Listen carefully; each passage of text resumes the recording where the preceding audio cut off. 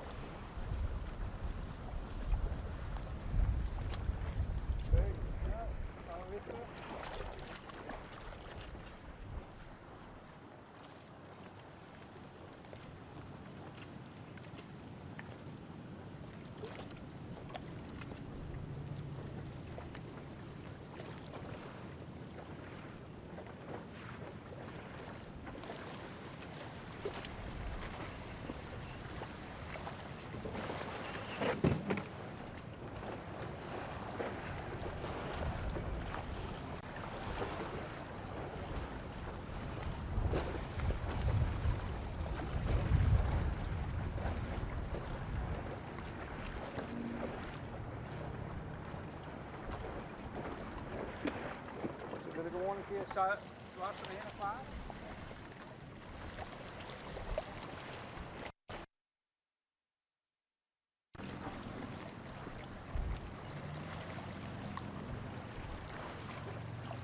Oh jongens, bezig.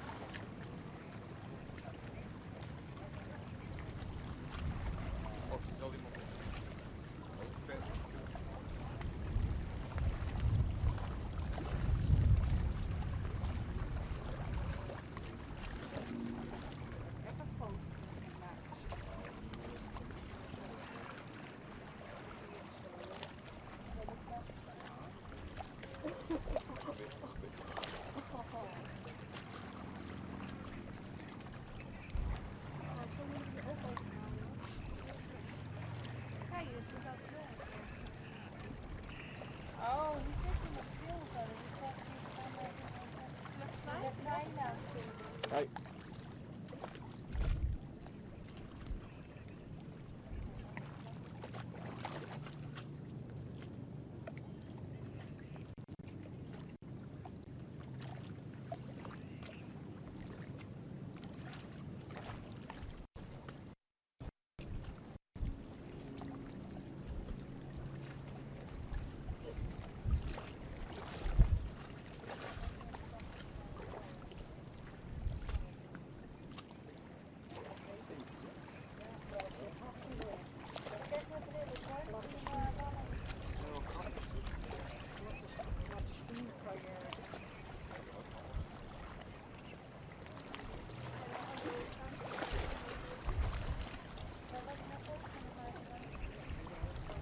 Ik zou net denken, als stel die zeggen ik gaat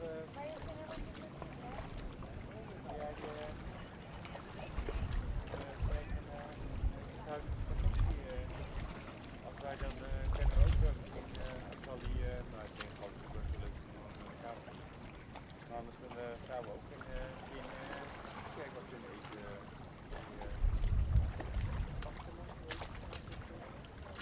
Kun je ook pizza krijgen? Ga ze uitglijden. Hè? Ga ze uitglijden. Nee. Nee, maar het zal die zijn echt gelijk. Ja, maar ik heb wel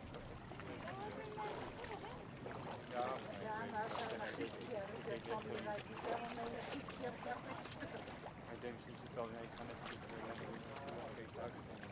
Dat is wat net zei. Ik denk ook gezellig, maar die kan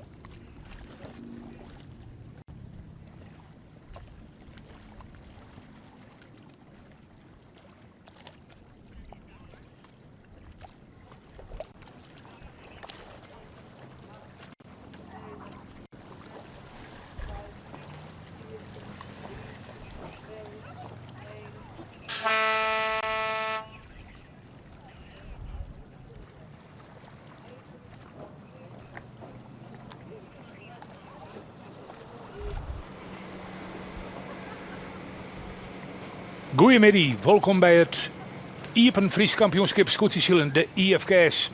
Heel lang had er onder op je schermpje staan. De wedstrijd is uitgesteld, want het wetter was joggen. Ja, het is het kalme wetter van de Iselmar bij Starum. Daar is hoe het zien, tenminste, dat zou al jaren.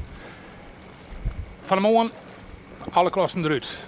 Vanmiddag wacht je op Wien. Elke Dijkstra, welkom trouwens. We hadden lange wachtje, maar het liep nou toch dat er op Wien stiert en dat we los zullen, hè? Ja, er is een lietsbietje Wienkaam. Hij is ook helemaal rommen naar het noordwesten. En ik zit nou correct even naar de vlagen te zien, want ik start hem al haast. Ja, daar weer het 5 minuten schot. Hij is helemaal naar noordwesten, naar rommen. Het is wat moeilijk. Het is net alleen nog de kracht die lastig is om voor de commissie een baan uit te lezen, maar de Wien-richting. Maar voor eerst staan de vlagen een beetje strak op het schip. Al wapper is hij nog een beetje. Wat we sneeuwen te volgen, dat hebben we jou dus duidelijk te min. Ja, dat is net vooral jammer voor de orenklassen. En we weten bij de IFK's zijn er 4 klassen. En die worden al de laatste jaren apart sealed. Dus net meer in combinatie. Dus de hele dag is vult. Dus de inhaalwedstrijden worden steeds moeilijker. We gaan naast los. 4 minuten scott, zo is het al. Dat had West het signaal te meesten. Wat voor baan hebben we het? Er loopt in een op- en delbaan. En zoals het mooi heet in het Fries. En voor de meeste skippers de gate. Ik ga er net zien als het bakboord of stuur moet ommaten met het budget in het 4 minuten schot. Ian bopperste ton. Dan naar de spreader, zoals dat heet, is een heel iets eindje. Even bakboord uit naar boei 2. Dan lezen er onderin 2 boeien, boei 3 en 4. En dan moet ze tussen trog. En dat heet dus de gate, het hek. Dan moet ze trot hek in. En dat kan soms voor meestal wel eens wat verwarmd wezen. En dan moet je kiezen, hè? Dan moet je kiezen, je ze bakboord rond of stuurboord rond. Maar dit is de bedoeling dat ze uiteindelijk weer gelijk bij de bovenste ton komen. Het mooie van de baan is dat er zowel in het Vlaardewinse rakken Koos Wieling, die is hij zelf nog net iets voorstelt, zal ik het maar even doen. Dat er zowel in het Vlaardewinse rak als in het Oornewinse rak heel soort wisselingen wijzen kennen.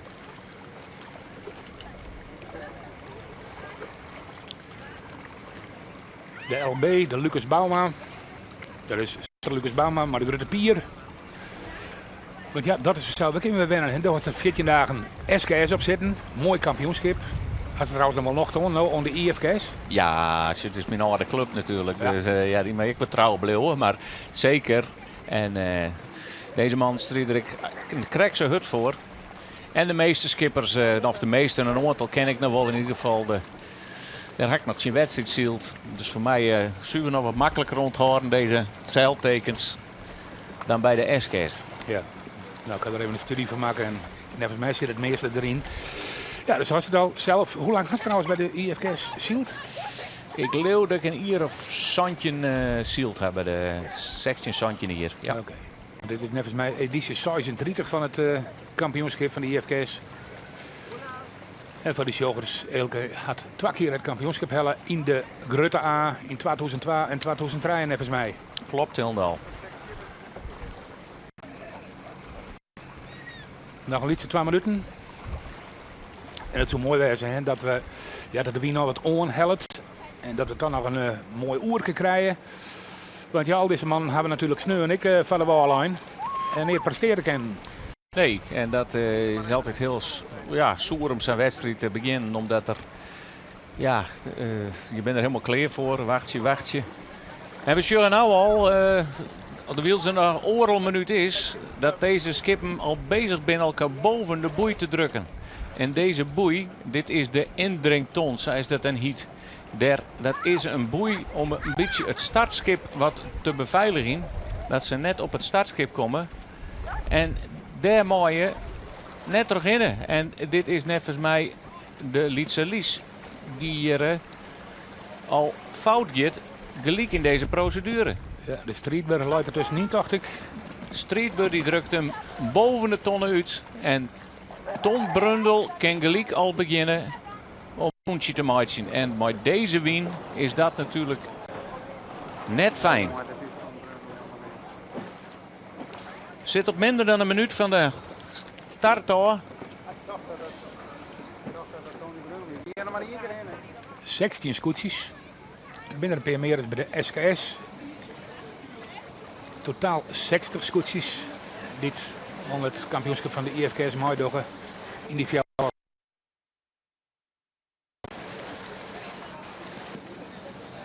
Ken er ook wat meer afvallen, Koos. Dat zeggen we bij de SKS ik. Ja, je moet op snitsen maar nog alle boer. Omdat Ja. er nog in omgang. Precies. Ze lezen helemaal voor anker. De zwudden aan beide kanten erin. Ja, figuurlijk dan voor anker, want die gaan ze net uit. En het is nog fjouwer. Ja, 3, 2. En daar weer het schot. En ze zijn los. Het kampioenschap van 2017 van de IFKS in de Grutte A-klasse dus is los. We sjorgen geen vlagen. Geen toeter. Dat betekent dat alle scootjes reglementair starten binnen. En net waarom hoeven. En met deze wien is dat ik gelijk rampzalig. De KL. Hartstikke mooi. Marijn Alstoren. Luidt gelijk al mooi uit de startwaai. Ja, ik denk van een protestjogers waar even wennen is om de tekens in het zeil. De KL dus van Marijn Alsthoorn, de Emanuel. Thuishaven de Lemmer. En deze is de Streetber beetje parkeert. Hier de Jaap, ja, ik moet weer even, ik moet toch meer wennen dan de Zuidest. Maar Dit is het Jaap Zwarte Wief. Hofstee, het Zwarte Wief, komt hier heel min uit de startwaai en moet gijpen en een rondje draaien omdat er geen gat is. En daarachter zien we Tony Brundel, die gewoon, of wie is dat? Ja, er zit nog een slankje hebben we in Wurg. Dat is de Orad Labora, denk ik. Dat wie het weer de Orad Labora. Want er zijn nou 2 Hegemer scootjes en ze hebben beide een iel in het zeil. Dus dat moeten we even uit elkaar horen. Onze excuses op voorhand al dat we misschien eens even wat vaker erover uitdenken moeten. Maar we zullen er wel in groeien deze week. Ja, het is wat ooit een G of een H in het zeil. Hè? Ja, dat is Dit is de oor uit Laboria. ja, Sietse Broersma. Een van de debutanten in de Grutte A-klasse. Want ja, dat is, hè, want we hadden er net over gehad, dat komt deze weekend nog wel. Verschillen tussen SK's en IFK's, maar een van de grote verschillen is, je kan promoveren en degraderen bij de IFK's. Ja, dat is... Omdat er in klassen binnen vanzelf. dat maakt het prachtig natuurlijk. Dus dan hebben we dit hier dus in die Grutte A-klasse. 4 debutanten, tenminste die er erin kwamen binnen. Dan hebben ze maar het Walter de Vries maar de goede verwachting in de Grutte A-klasse zielt. Sterker nog, hij is zelfs een keer Kampioen kampioen geweest. geweest, ja. Ja. En hier zullen we, wat ik, nou wat neem ik in, maar eens even wat verschil nemen. Maar IFK's en SK's, de umpire, Jos Spijkerman. Deze man, die doet op onrieden van de skippers als er een overtreding is en hij is een reden vlagen en hij had het tjoen, kan hij gelijk op het wetter al een oordeel aan. En dat werkt het erg preventief en het is de skippers vliegen hier verschrikkelijk goed bevallen. En daarom dit hier, Jos Spijkerman, de varende scootserjochter, wat er al neemt, weer op het wetter. En als er een straf uitspreekt, dan is het meestal een rondje draaien.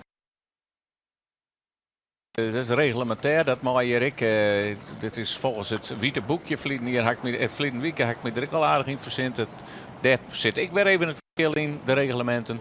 Die IFK's vaart onder de algemene wedstrijdreglement. En dat is het, we nemen dat het witte boekje waar alle internationale klasses ik ondervaren, Olympische Spelen. Maar natuurlijk wel wat een uitzondering op bepaalde gebieden voor de grutte van het schip, want een scootje is natuurlijk geen laser. Want daar aan de overkant van die zal maar de sjuggen van Medemblik en daar zullen de lasers maar het mouwbeester op dit stuit, of net? Ik vind dat ze los binnen, want dit is ook wel wat te min wien gaan. Dan hebben we nu de umpire, de scheidsrechter. Als er een straf uitsprutsen had, betekent net dat je het protest net meer in zien herkennen. En dat kan wel. Dat kent ten alle tijden. Misschien is het dus mooi om eens voor Safir als we Chen kennen, waar er nou aardig starten binnen. Ja, hier nog een debutant, Wietse Heerskop. Liek het ik mooi uit de startblokken te komen. Had daar een mooi koeltje. We zullen daar het wetter wat meer glinsteren dan hier vooraan. Daar is mooi Lucas Bauma. Skient ik voor het eerst heel mooi uit de start. Maar mijn Sanlitz beetje wie een Saffelskifting. En is het altijd afwacht zien waar als eerste bij de bopperste tong komt.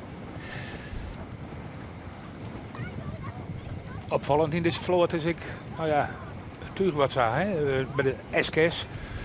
Het grutzaal altijd bruin. Hier binnen Protte, Jood tenminste, maar een wit grutzaal. Ja, daar is geen, dat is net voorskreun. Het is puur een verfbatje. Dat jouwt ik geen voordeel. Maar het gaat een beetje om het uiterlijk. Want de ouderwetse uiterlijk wiels vroeger natuurlijk ik gewoon mooi witte turen zielden. Want dan wie het zuil nog net taand en dan wie het nog wiet. Ja, dit bent toch de best startend scootje. Mooi ik Marijn Alstoren die hier hoe bakboord voor in een deel gaat. We hebben de track en trace er net bij, maar zoals ik nou zeg wie dat de snitsers, mooi Arnold Venema, die daar ik een debutant die krijgt achter Marijn Alstoren deel gaat. En Arnold Venema zielt op de zeldenrust. Zoals het al. Snits.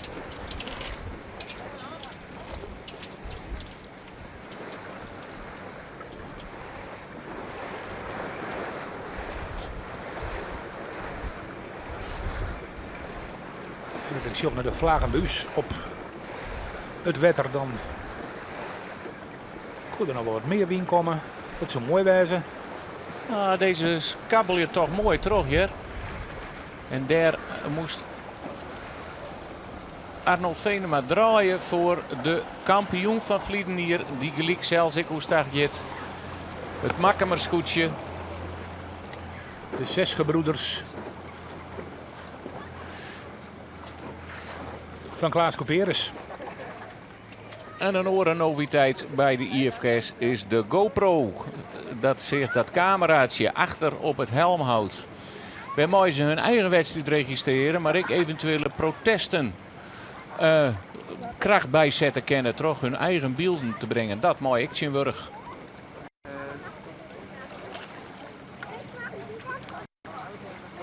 Dat zal je zelf onschaffen? Ja. Of komt dat van de IFK's? Nee, dat moet ze zelfs onschaffen.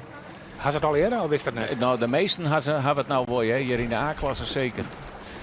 En hier wordt er vliegen wikkel over dat de Enkhuizer skipper hier al zijn visnetten deel gooit hier op het IJsland waar erbij staren. Ze lezen er nog steeds. Dat zijn gewoon visnetten, al die vlagjes die hem sjuggen. Geen geen kweer, alleen dan ga je erachter jekje bleef met z'n anker komen, ja, dat ga je net hudden terug.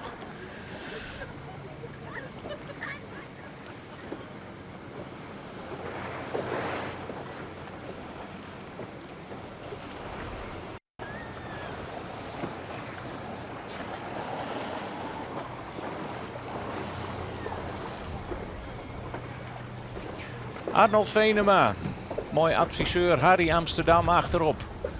Krijg je hier een mooi gonkje te pakken. Dit is een lichter skipje. En daarachter sjuggen we nevens mij ik nog Walter de Vries. Die mooi uit de start komt. Er zitten nog 2 bruine turen. Binnen we even benijd waar daarachter nog zielen. Maar Wietse Heerskop gaat hier prachtig voort. Vrij uniek, hè? Hoyt en Zoon, beide in de A-klasse. Dat is heel uniek, nevens mij. Dat is Tony Brundel. Tom Brundels, leuk. Maar ik ken hem nog als Tony. Maar Tom Brundel zielt je prachtig mooi voort. Het weer net hij, maar het orenscootje uit Heeg. Of hij komt uit de Gaasmer, maar mooi de iel in tuig. Die ze krijgt een rondje draaien moest. En dat is een heel mooi licht piepsterscootje. Dat mooi dit waar goed zielen ken. Het is de man met de meeste kampioenschappen in de IFK's. 6 in totaal. Dus hij krijgt een mooi lied scootje. En toch is het opvallend bij de IFK's. Er zijn al wat scootjes die zijn langer dan 20 meter. Dat is juist bij de SK's net. Nee, het is ik een beetje een orenmeterij. Ze een meer toe dek en oren hoe de stevens. Dus uiteindelijk ontrintelt gewoon net een heel soort. Maar hier zitten een paar scootjes bij die ietsje langer binnen. Maar we zag ik dat die wind toch verhoord. Ik zielde er nog mooi omheen. In één keer met ik Tom Brundel aan. En hier met, ja, daar is Hoyt ik al. Wietse Heerskop met achter Hoyt Sikkerdel. Nou, en ik, Arend Wisse de Boersje weer voorin. Die met ik achter de Wilde Wietsedel. Ja, de Wilde Wietse en de Woeste Ane. De scootjes van Hoyt en zo'n Heerschop. Hoe lang wordt het? Nog tingst vallen we bij de tonnen binnen. Misschien kennen we de heegwerker. Waar onze cameraman Boppen in het bakje zit. Even wat een stoel bedraaien. Dat we misschien al een beetje zicht op de bopperste ton gaan kennen.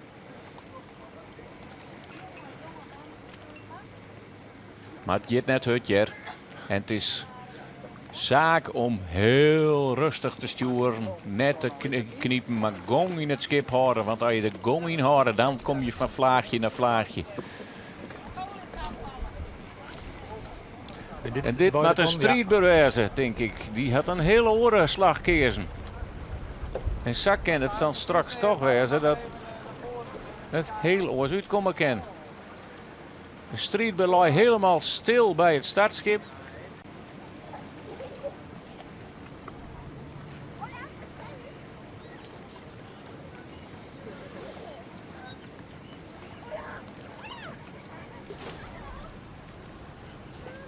Klaas Cuperus kiest voor eerst een slag naar de wal. En hier hebben we de gate, oh nee, de gate luidt onderin. Hier hebben we de bopperste twaton, de spreader mag ik zeggen. De spreader, om het maar eens een mooier Fries woord voor te maken. En daar zullen we de eerste scootjes op aankomen. Je wil de scootjes hier borg in beeld. Daar haast op onzielen en die een beetje meer links waarschijnlijk nog een slagje omheen maken. De jonge Jasper, Marie J.J. in het zeil. De enigste vrouw in de Grutte A-klasse is de skipper, vrouwtje Ozinga. Vlienier te redden in de eindstand. Achter Klaas Cuperus en achter Jaap Hofstee. En de kampioen Vlienier 3 keer een tweede plak, maar nooit een keer de winst. Nee, dat is uitzonderlijk. Maar dan zie je toch heel goed, heel constant. En deze man zit er altijd goed bij. Altijd een titelkandidaat, of tenminste de laatste jaren. Marijn Alstoren. De Hollanders, zoals ze dat dan nemen. Een studentenploeg uit Amsterdam. Waar komt je het eerst op staren bij de bopperste ton? Deze mannen hadden boei in beeld. Daar sjuggen we hem. Rocht voor het schip. Ze kennen hem zo mooi bezielen.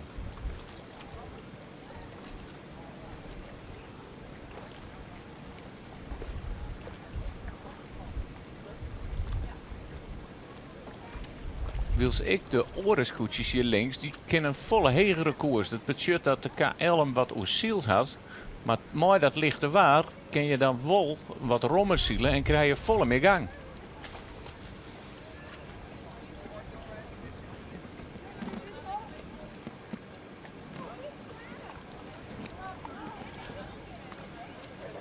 Vlienier hier op Starem. Dat zou dus voordat we begonnen met de uitsturing. Wie het wat vergelijkbaar, hè? Wie het ik. De Sneus, een Proddewien in de editie 2016. En hier, Starem, weet ik. Nou ja, een Proddedreeuwerij.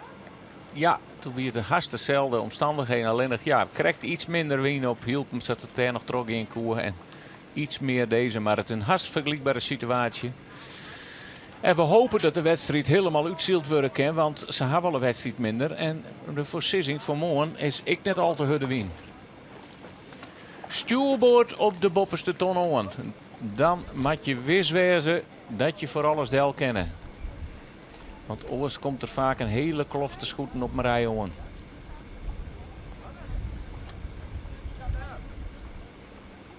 En het is mooi helder waar, want nu zullen we er achter Enkhuizen al op achtergrond.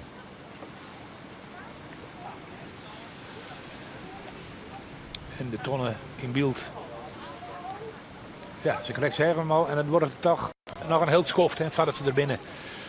De gong, ja. Het is een gongje. Ja, zullen ze nou nog wat onder wien. Straks met ze verder wien. En dan wordt het nog wat minder, de gang. Maar de KL, die liep het voor eerst. De Emanuel. Het oude Jennewaardse scootje. Liep het voor eerst de beste slag te maken.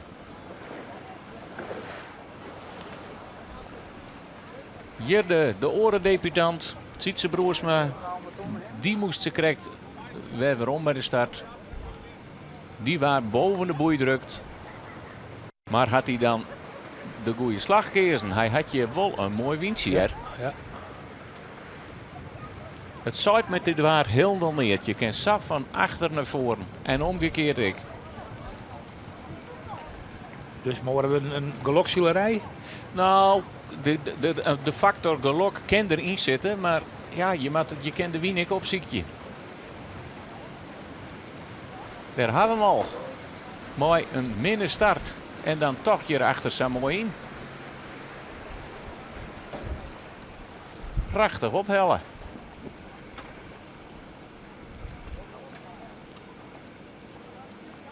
Er zit een factor geluk in als je een wienbaan krijgt. Maar de goede skippers weten hem vaak. Ik te zien over het wetter. En we zorgen hier hoe het wetter ik de baan. Waar wat vlakte zitten. Waar wat wien komt.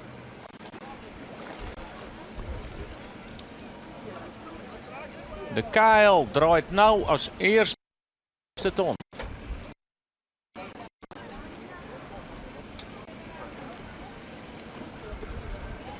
Hoe spietig vindt het dat het geen track and trace had nou bij de IFK's?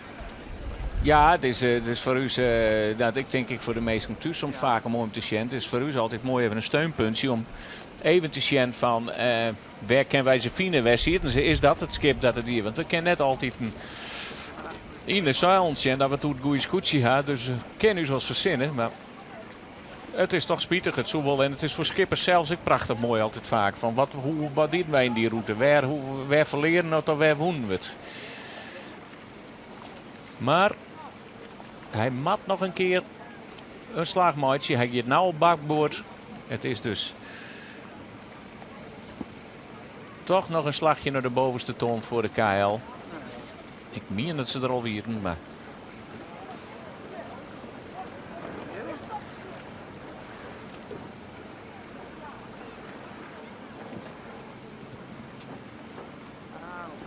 had er toch een orenvlag op, dan is het stuurboord om.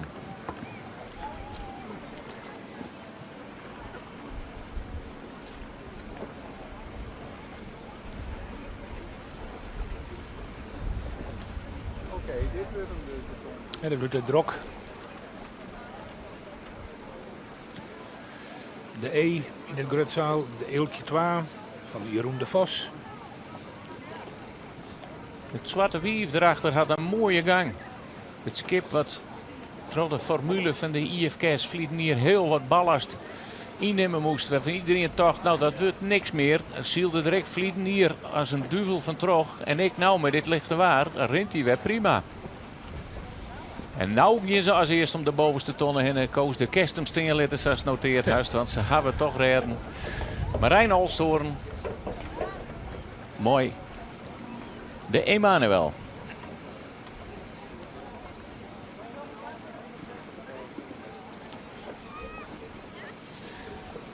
En de jonge Jasper liet het ik een mooie uitgangspositie te hebben. Ken Sietse Broersma daar dan voor Del. Is daar genoeg ruimte? Ja, voor eerst liep het dat prima te gaan. Ja, die had aardig de gong erin.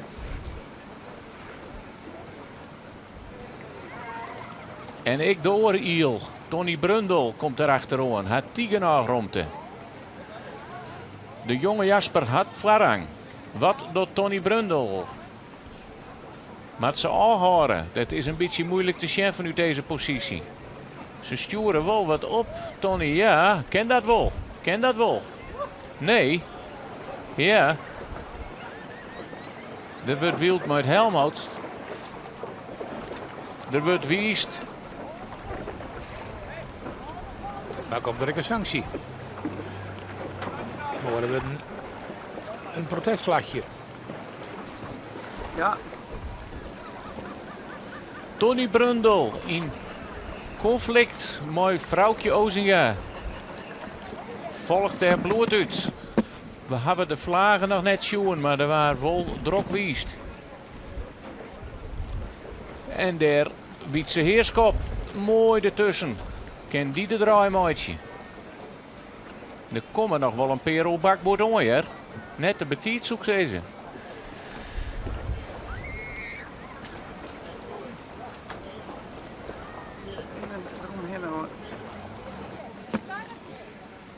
Ik zou schreeuwen, Elke, maar Ja, ik ben er net vallen. Verder kwam met de KL en we zijn de tweede om het tonen wie dat.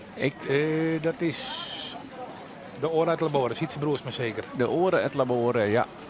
Het oude scootje van Willem Timmer. Het zieltje Rick heel mooi naar voren. Dan uit Tony Brundel. Tony Brundel en de jonge Jasper gingen toen als tweede om de ton. We hebben nog net van weten dat er nou een protest was.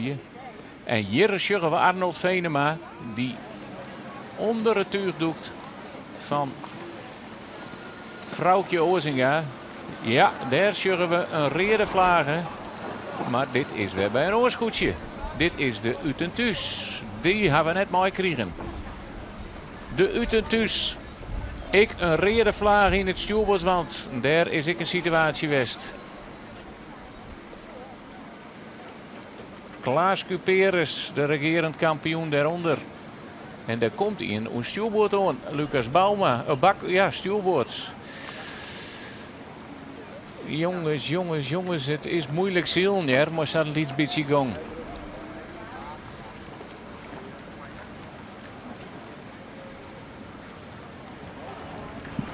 Lucas Bauma met helemaal omheen. Gaat hij op tijd. De fok van de Utentus valt al in. Ja, mooi Sanlits beetje gong. Ja, dit is gewoon een protestsituatie. Ze worden gedwongen om hoe achter te gaan. En ja, dat was in feite denk ik net hun bedoeling. Dat moet je er ook om, Sjen. De umpire daarbij.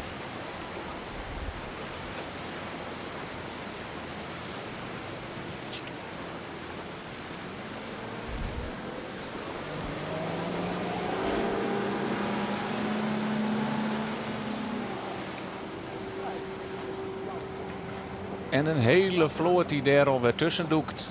Jestermar. Arend Wisse de boer daarachter. En Sibo Siesling.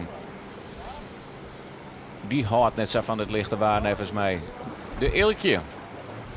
Ik al in het Varewiense rek.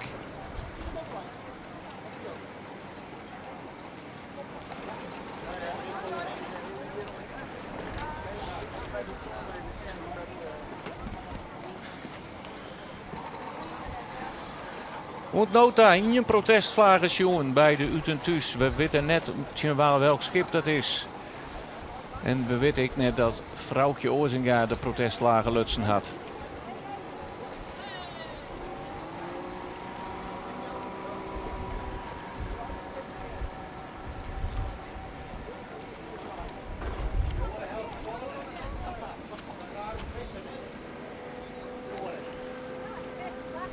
En als de man op het wetter de straf uitspreekt, waar maak je dan dat rondje maat zie? Zo gauw mogelijk? Ja, je moet jezelf vrijvaren. En de eerste beste gelegenheid. Een rondje maatje. Hier Arend Wisse de boer. Die gaat voor Walter de Vries. Oerstag. Want die had rond te nedig. Die luidt op bakboord. En met dit waar is het. Matje dat al heel betiet waan. Maar hij doet het keurig, ja. Walter de Vries die gaat ertussen, maar dat betekent wel dat Elsen niet een oerje hinnen daar wordt, want je leest helemaal stil met dit waar. Nou Koos, nou mag maar eens even schreeuwen. Ja. Ja. Met paard op eerste. Nou, we krijgen aankomst aanstaan. Ja, er In is deze heen-en-weerbaan. Lucas Bouma. Het leek heel mooi uit de start bij te komen, maar sluit nou haast de riegen hier aan.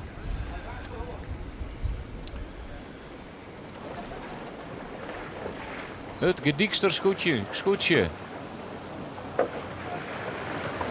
Arend Wisse, de boer.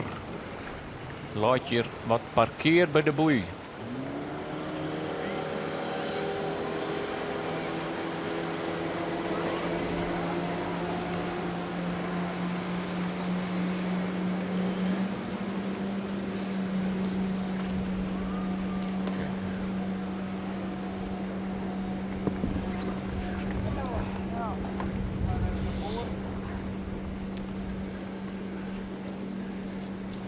Verwien op naar de onderste 2 tonnen. Waar ze kiezen kennen, dus zoals we al zeiden, tussen de bakboord of stuurboordton. En dan is het de keuze, waar zit de wien? Meer de mar op, meer het Isla mar op of langs de kant. De wien is draait naar west-noordwest in de regel. Komt er dan vanuit die kant ik wat Huddervoort. Maar wat ik nog wel eens wil is het warmteverschil tussen het land en het Islamarwetter, wat voor een vlaag zwarger die langs de dik zit. En dat daar wat meer wind zit.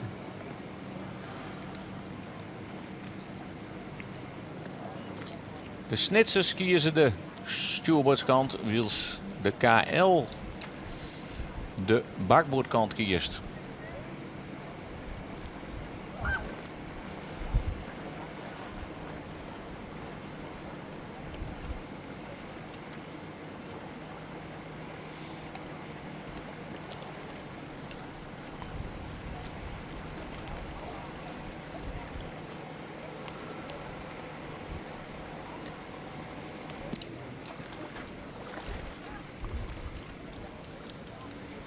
Broeken ze ook de Fokkeloert of?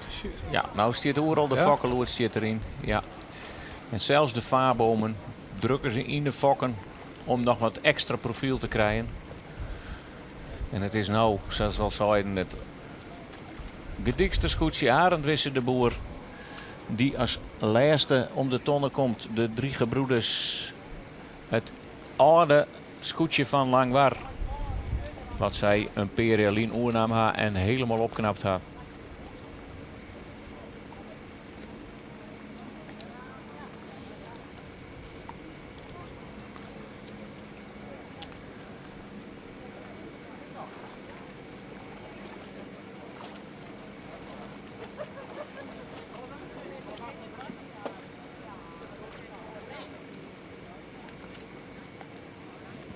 En zo Scarly, die 16 scootjes dus van die grote aanklassen. Over de op- en delbaan. Want het gaat net echt hard.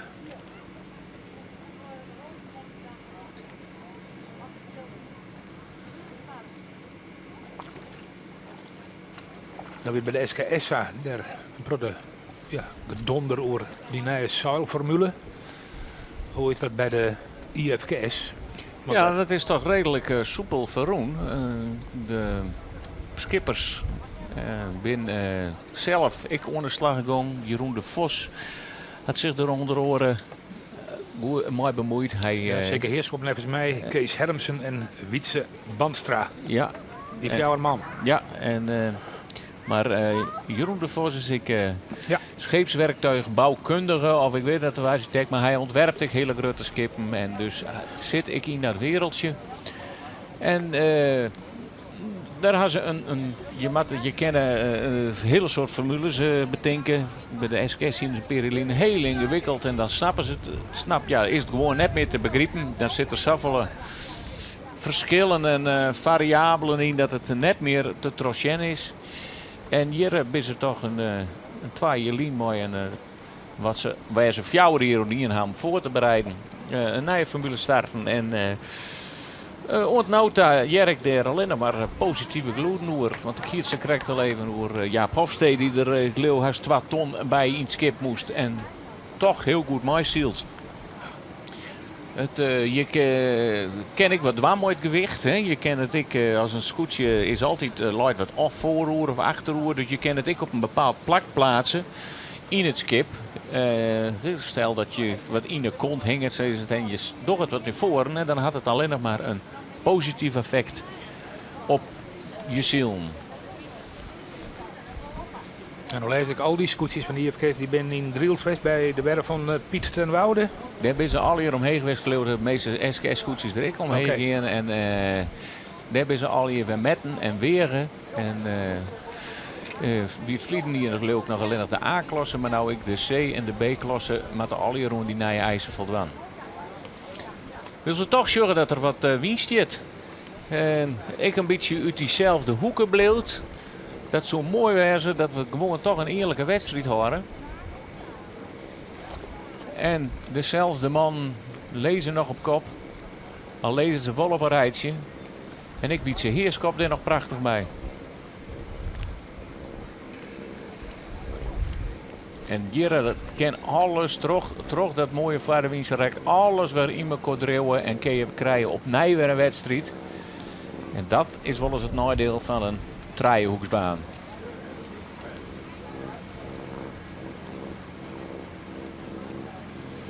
Dit is achter in het veld. Maar Walter de Vries, Lucas Bauma en maar de Utentus van Florian Zwart. Thuis hebben Snits.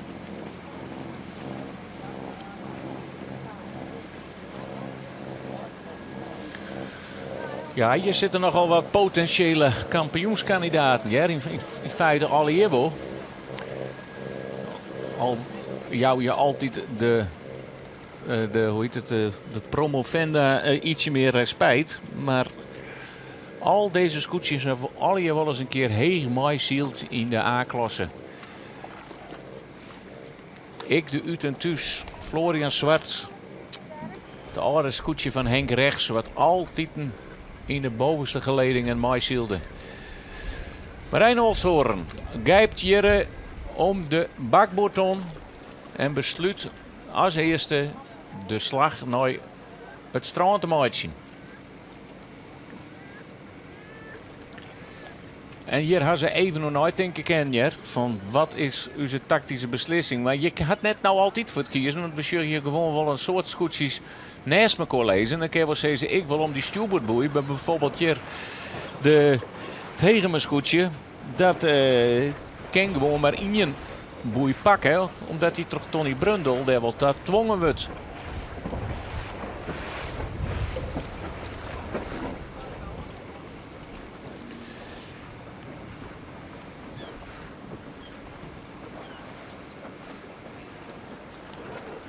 En dat zullen we nou gebeuren.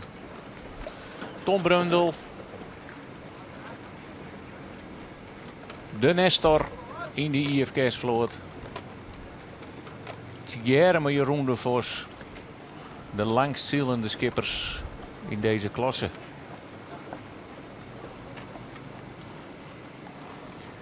En binnen bij de SKS 2 skipslengten nodig. Werd toch de regels bij een boei ingaan. Denkbeeldige regels. Cirkel om die boei heen. Bij de IFK's ben dat te treien.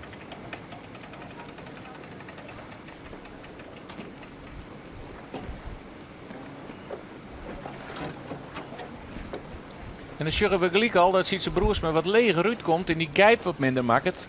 En een gatje vallen lid voor Tom Brundel. En dat gebeurt links van u. Ja. De liter, ja, is je nou een bemanningslid aan boord of is dit een recreant? Nou, ik neem maar aan dat het een recreant is, want het is 4 uur veld. Dat Sietse Broers met gelijk al een foutje maakt. En Tom Brundel er bij de tonnen tussen lid. Even de club die doet hem.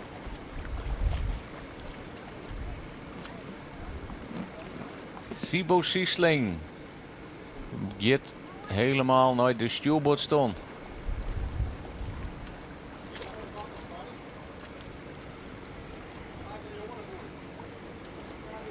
Maar daar zit ik nog de Ilkje.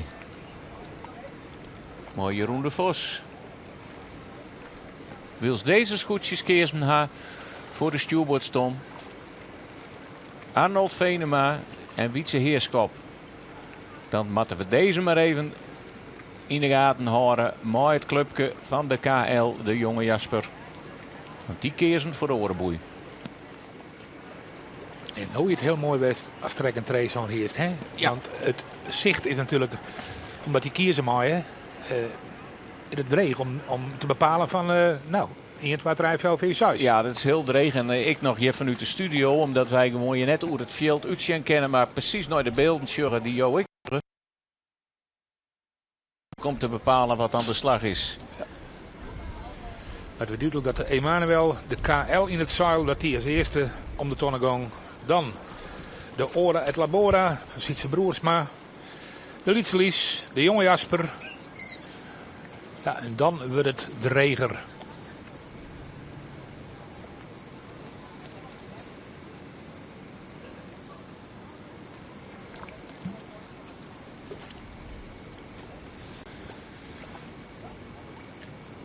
Maar ja, de plaatsjes bleven mooi.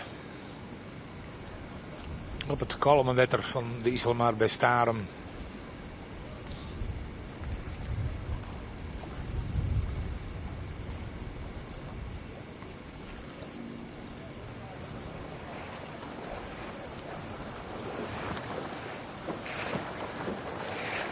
De Grote Pier. Jorwet, Lucas Bauma.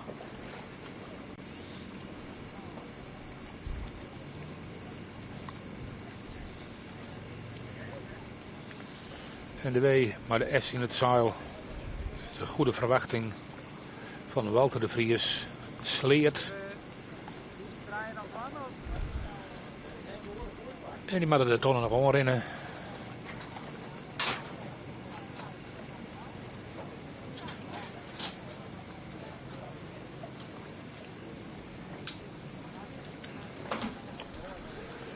De haast hebben niet waar, jongen. Elke. Ja, eerst de kapitein. Even door de mars, jongen. En ja, de omstandigheden liet je nog net verhoren. Dat betekent dat er wel een gildige wedstrijd ondergang is. Want dat ken natuurlijk ik altijd nog. Dat hebben we van de morgen niks, jongen. Dat de B-klasse. De B-klasse wil starten binnen. Naar de bopperste tonnen. En in het Vaderwiense rak, ja. Toen die erop blikken dat het net een eerlijke wedstrijd was. En besluit de wedstrijdleiding de wedstrijd uit te brekken en te stoppen, te staken. En altijd heel spietig voor degenen die voorop lezen. Maar het is altijd het mat wollen. Ze moeten ook lieke omstandigheden hebben. In ieder geval een uur lang ongeveer. De Redbad loopt door voorop. De Redbad. Ja. Zo'n Wietse Bandstra. Is het bij die FK's? Ik zei, wedstrijd telt alleen nog maar dat er minimaal een oerenzield is, of net? Ik meende net een oeren, maar een aantal rakken. Oké. En daar zal ik die straks meer over vertellen. Ja.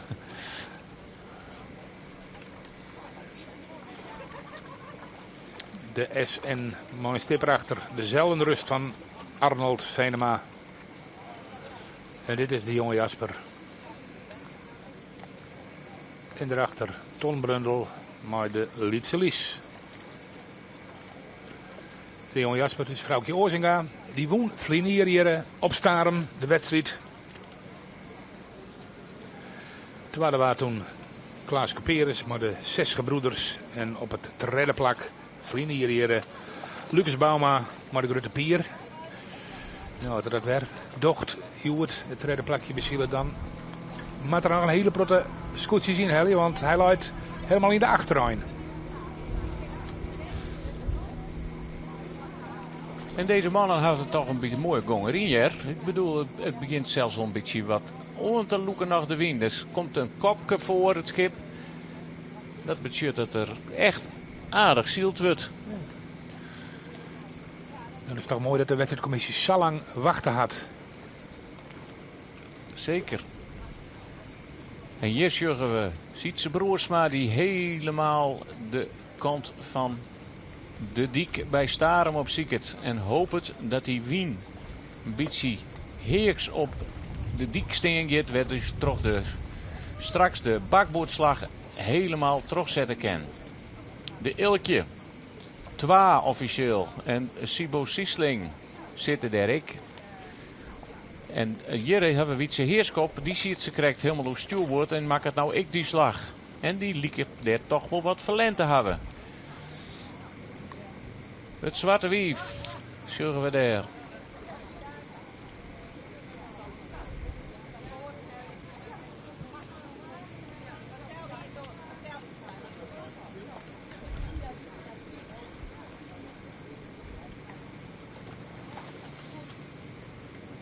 Jestermar, de gebroeders Tadema. Mooi skipper Gele, dacht ik, hè? Ja, Gele vroeger beide op het Warpgrauw. En nou alleen nog zijn broer nog nevens mij. En die is dus kampioen geworden. Zouden ze dat in de IFK's ik presteren kennen.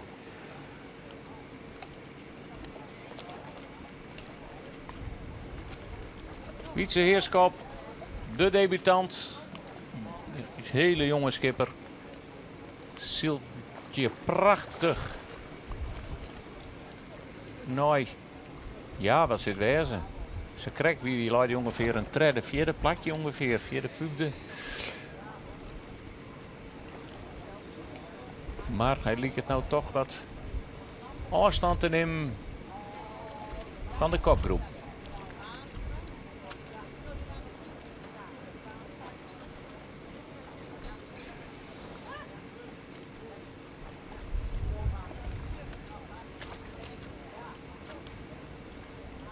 En dit is lekker zielen. Vrij voor. Geen uitschieten wien, zoals dat zo mooi in zielen heet. Wien uitturen van orenskoetsjes, maar een maagdelijk mooi wetter voor je. Zonder verstoring. Zit hij alweer Marijn Olsthoorn de bopperste tonnen in beeld.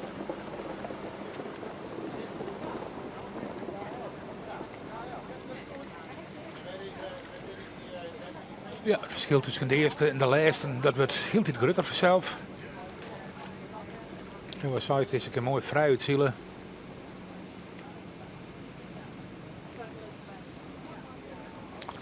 Er zitten nou gelijk al hele grote gaten tussen hier, want zullen we de uitertussen nog wel achter, maar dit beeld is ik al aardig inzoomt. Dat betekent dat het verschil heel nog wat. volle groter is.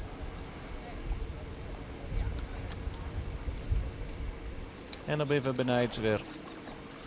Arnold Venema zit, die maakt de slag. Ja, die zit er helemaal onderin. Dus die had ervoor gekozen om daar een slag onderin te maken.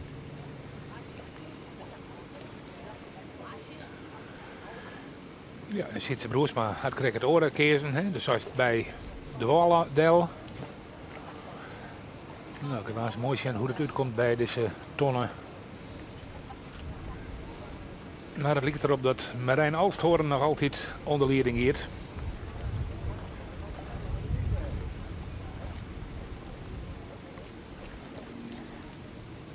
Er staat Lemmer op, achter hun namen. Maar je hebt weinig Fries praten aan boord. En dat hoort ik helemaal net, want het is het Iepen Frieske kampioenschap. Je maaien uit alle streken van Nederland, zelfs uit de wereld, hier om maaien van. Al hebben we nog geen boetelands koetsje. Dat zou ik nog wel eens leuk wezen. Waar weet, Friesdam die al naar Afrika daar Ja. is de bedoeling. Dus Nou, dat we de Afrikaan hier dan krijgen. een scootje uit Cameroen. Hè? Ja, Maar het is natuurlijk machtig dat zo'n IFK's er kwam is. Dat was mijn jongetje 81, jongetje 82 het eerste kampioenschap. Hè? Want ja, als je door de cultuur en bewaken gaat, dan is het voor het scootje natuurlijk heel goed west dat zo'n er kwam is. Een riege wedstrijden. ja, ik vind het zeker. Want just ik dat ik deze jongens die opgroeid binnen in Lietse jachtjes en snelle boten willen beleven on deze machtige mooie skippen die vroeger echt voor vracht maken binnen, maar zo mooi zielen en zo'n gong hebben, dat ja, er ook enthousiaste ploegen ontstaan. Dat is je Arnold Venema die toch achter, ja, dat is de Ton Brundel Delmat, een heel stuk Deljan. maar toch een beetje op dezelfde positie uitkwam. Hij sluit nou op stuurboord en straks luidt er op bakboord en dan Silverchen dat hij ze dan voor is. Want hij kent de gong hoor, wil hier Marijn Alstoren al hoe sterk je, die kan waarschijnlijk de boei al bezielen. Die zal er aardig dicht in de buurt zitten.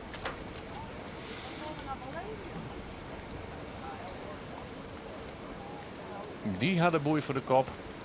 Maar die mat ik nog wel een stukje omheen. Hè. Ze binnen betiet oestargong. Of weten ze dat de Wienjes er skift? Nee, van dit beeld is het al wat makkelijker.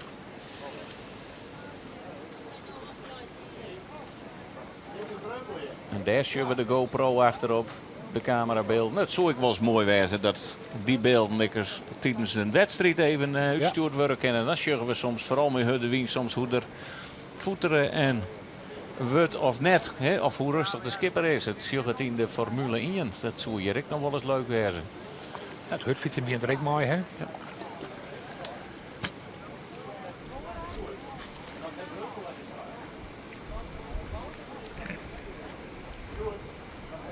En al die bemanningen op zijn scootje, dat zie ik alweer volle serieuzer worden. Hè? Ik traint door de meesten. Ja, zeker in de A-klasse. Ik bedoel, nou laten we deze man even nemen. De debutant. En zelfs wie net een vierde plakje dat hij oorgong is. Dit Vlietenier. Want er wie een extra plakje omdat de Rade Roek Een ijskipper kregen. een ijskipper kregen. De zongen die start in de C-klas. Daar toch een extra plakje. En nevens min is deze man daar, hij zei ik al, we weten nog net eens dat we de kleer voor binnen. Maar die start je dus gewoon brutaal hoor. Maar een tweede positie want nou thuis. Ziet ze Broersma. Keurig dien.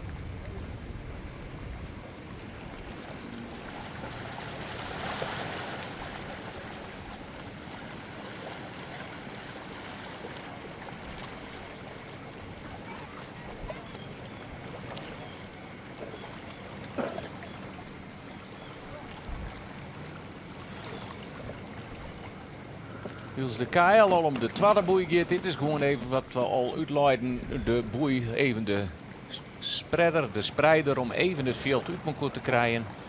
Dus al eens voor de veiligheid. Ja, dus hij gaat voor de veiligheid. Hij zit dan al op die, hij gaat op die tweede boei jongen. Dan, want oorzoet beschutten, dat is gelijk als verder wien. Na die onderste boeikjes wil ze hier nog al je kruisende skip moeten komen. Dus dat is echt puur voor de veiligheid. En een mooi gonkje. Ja. We kunnen stellen dat er al een reglementaire wedstrijd zield is ontnauwd daar. En dat er in ieder geval je wordt een uitslag komt. Ik al Soeri Wien, 4-3 zakje.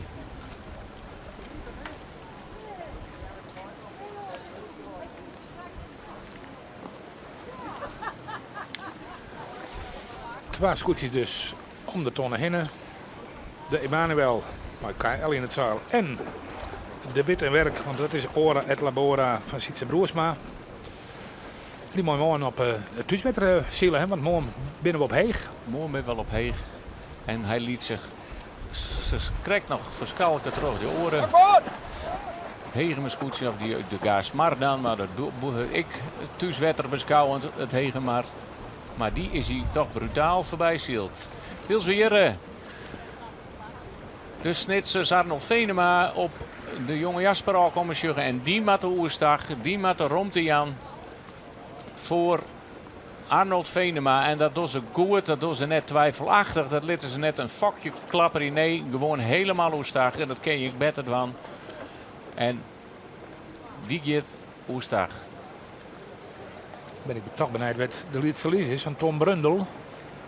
En ik ben benijd als deze mannen al de boei bezielen kennen. Want als dat zij is, je zei nou een mooi vierde plakje taart. Wil Tom Brundel al als treden nou om de boei gaat.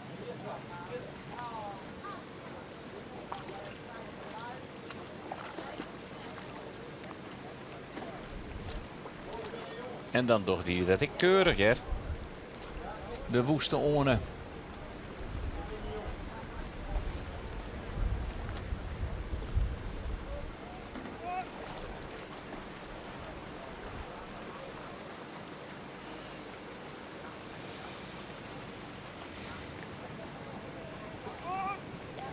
Ja, je bent ik. Bakboord roepen. De eerlijkje 2. Jeroen de Vos. En dan ben wij even benijd waar het grienersgoedje is. Die gaan wat twijfelachtiger. Ja, dan wat de jonge Jasper ik nog weer wieken voor de eerlijkje 2. Ja, dan kan ze plakken. Dan kost het dit een soort plakkenjer. Want die looit er in de eerste omloop prachtig bij. Ja. Maar ze doen het keurig. Want je wil graag vooruit. Maar je kent het oors. En weg lees je helemaal stil. En dan komt er dan nog hier aan.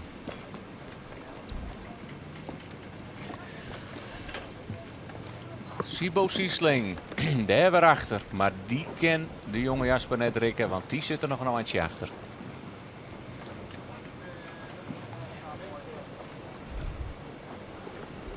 En dan ben wij benijd dat de zelden rust ik al om de boei is. En dat is het scootje van Arnold Venema. Ja, die moet eromheen wezen. Dat denk ik, maar we hebben hem nog net zien. Nee. 5 of 6 plak, dacht ik.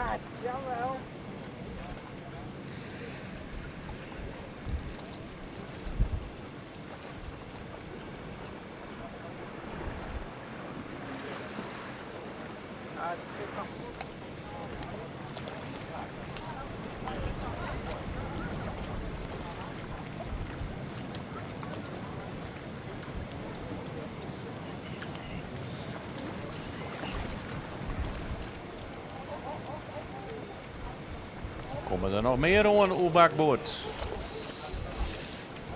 Lietse Lies is al lang voort. Die kent net wezen. De jonge Jasper, je boppen in.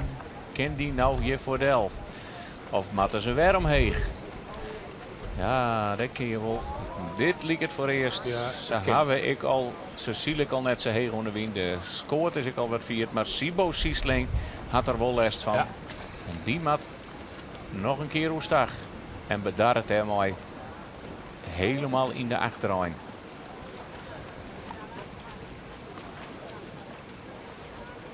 Dit maakt dan de uit en thuis wezen. Of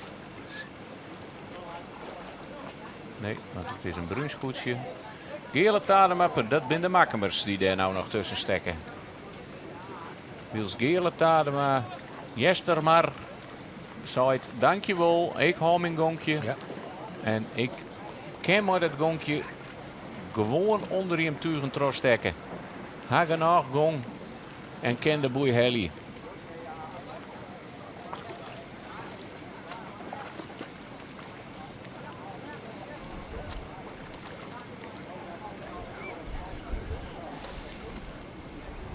Dan hebben we denk ik de eerste 4 vol in beeld. Dat is Marijn Olshoorn met de KL. Onkop, Sietse Broersma op het 2e plak. Op het 3e plak de Lietse Lies, Tony Brundel. Op 4 de Woestoorn Wietse Heerskop. En nevens mij Arnold Venema met Snits op een 4e plak. En dan kokken we een verder eeltje, deeltje 2 van Jeroen de Vos daar weer achter. Dan de jonge Jasper, mevrouwtje Ozinga. Dan het dwarpjester Mar, Gele Tadema. Dan de kampioen van Vlinier, Klaas Peres. Dan Sibo Siesling denk ik, maar de Strieber. Ja, en dan hebben we nog een oordeel die dan komen matten.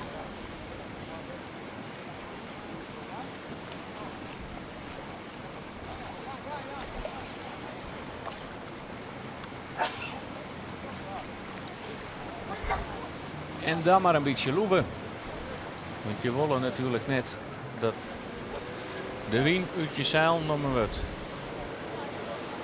Hier nog de Utentus nog steeds mooi de protestvlagen. En misschien kennen we van u zijn eigen bootjes jaren zien waar dat protest is.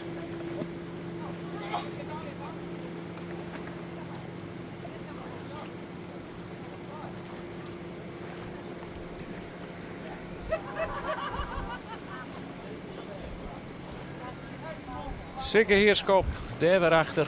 En het zwarte wief, Jaap Hofstee, Daar naar weer achter.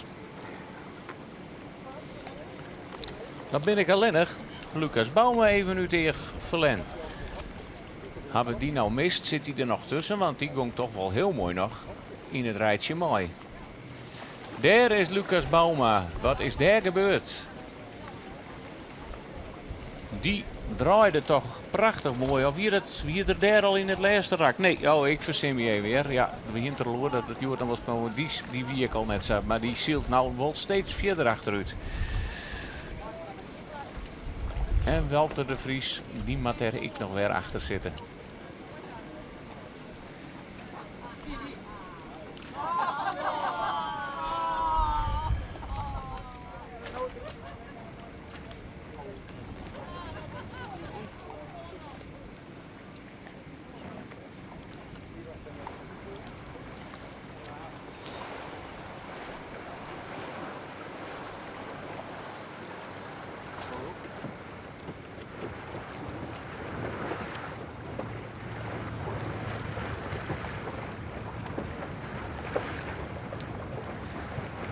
Deze mannen hebben voor eerst een heel mooi godsjeslijn naar hun achtervolgers. Want die zitten al hier weer aardig dicht op elkaar. Ik al liek het, ziet zijn broers, maar nou ik wat verder uit erin bij zijn achtervolgers. Ik zie ook even naar de uitslagen van Vlienier. Toen had Marijn Alsthoorn, maar Emanuel tabak gewoon. Dus dat weer net zo gek. Dat je 12 van de Son aan winnen. Nee. Maar ja, dan ga je het ergens zo eens lezen vanzelf. Want Vlienier water hier trekjende op Staren. En hij laat nou waarom. En dan ben we straks benijd dat hij dezelfde slaag wegkiest. Of dat er wat verder. Want het lijkt het wel dat hij nou de bopperste boei daar wat meer op stuurt. En dit ben volgens mij dan de twee lijsten. Walter de Vries en Lucas Bouma.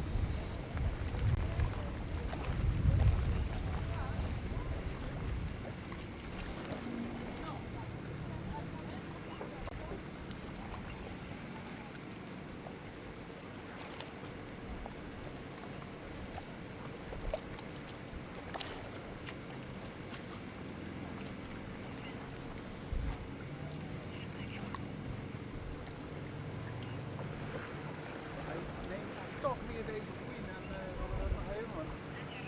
Die heel vertrekt op een eigen hetzelfde weer vaak.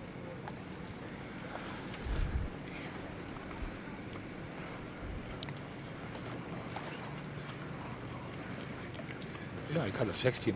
Valt me hier zo.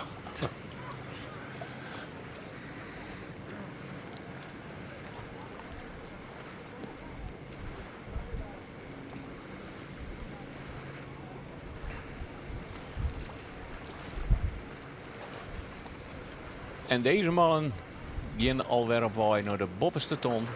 En kiezen met dezelfde slag. Naar de dik bij Staren.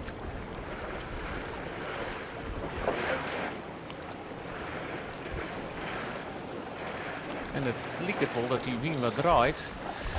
Want zij komen ik wat leeg om die ton uit. Ja. Dan hadden ze dat toch even weer wat oors inschatten. Want zeg maar, er zitten gewoon een aantal skipslengte breedtes tussen, laat ik het zo stellen. En je wil hem maar zo scherp mogelijk oorsnijden.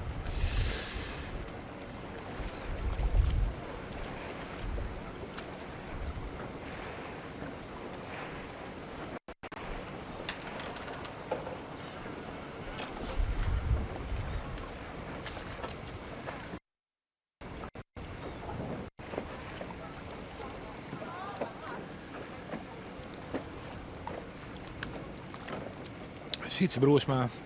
Maar de Ora uit Labora Stwadde.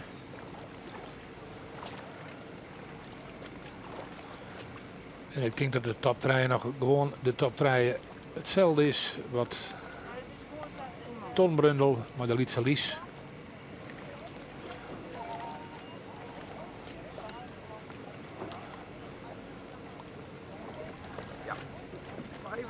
Ja, een geweldig spektakel is het vanzelf net. Maar het is toch mooi dat de man los kennen. En ik ben vooral liever zelf. Want die zal net alleen nog vrouw Joos gaan, maar bij de bemanningen zal ik wel wat vrouwen zitten op net elke. Er zitten wel wat vrouwen aan boord, maar net een heel soortje. Hè. We hebben natuurlijk in IFK's wel ook volledig een vrouwenscootje.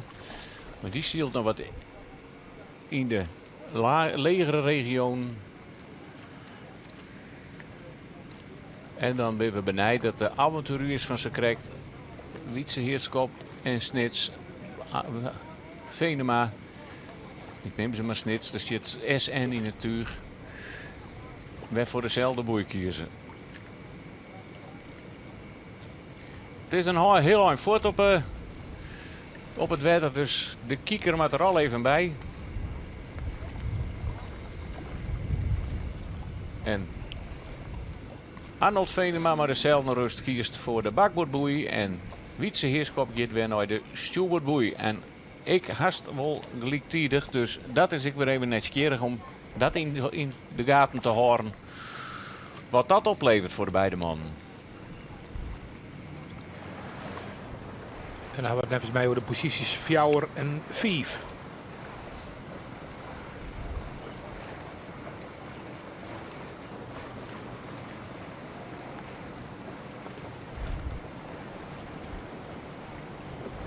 Net spectaculair, maar in elk geval genoeg wien. Zwitter diep in, dat ken je op Dieselmar. Deze zitten wel heel diep in. Maar soms ik nog een staan vervinden, maar mooi om de boei hinnen de gonger in houden. En ik zei wel dat er ze krijgt ik een aantal meters lezen dat Jerik, maar de snelheid is nog belangrijker dan dicht op de boei. We zoet aardig bij zijn Schenko en wat dezelfde rust van Arnold Venema bij de oratonnen die hij had.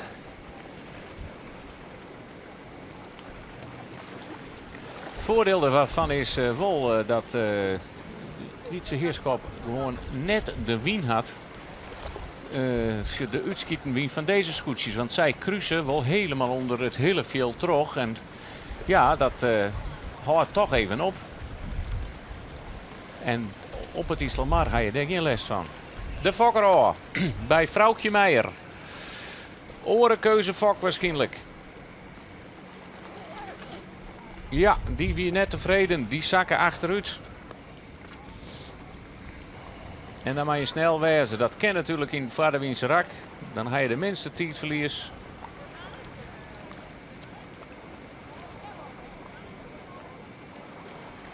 Oormateriaal.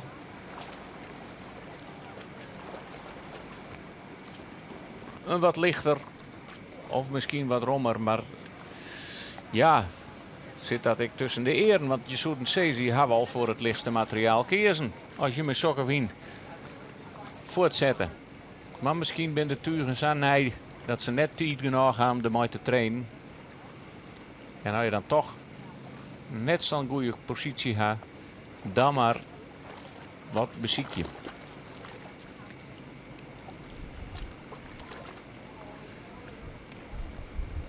En de doos een rap, hè? Een orenfok. Ja, dat kan binnen een minuut. Kun je op trainen.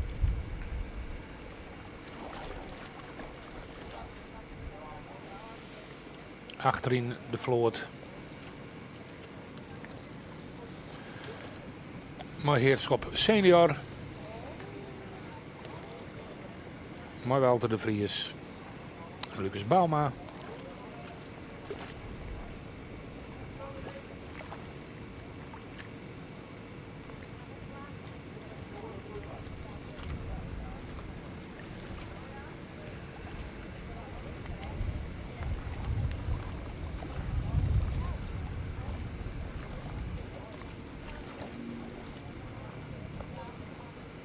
Wil ze toch zorgen dat haast alle scootjes voor deze bakboordton kiezen.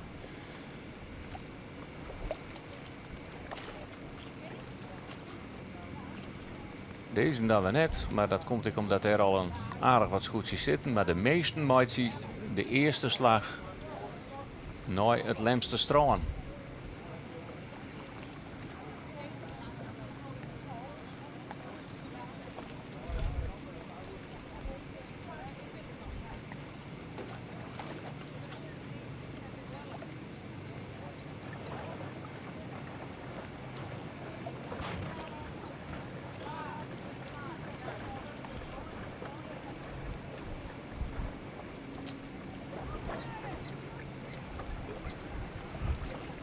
Het warp Jester maar.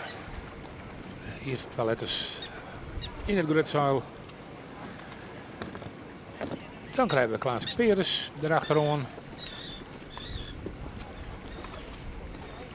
Ik denk dat hij er wat meer van vaststelt hier. Als regerend kampioen, als aantredend kampioen.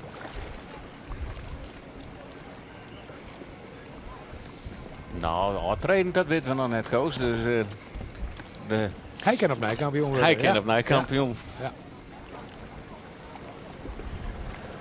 Maar De Utredend. De Utrecht, Ja. ja.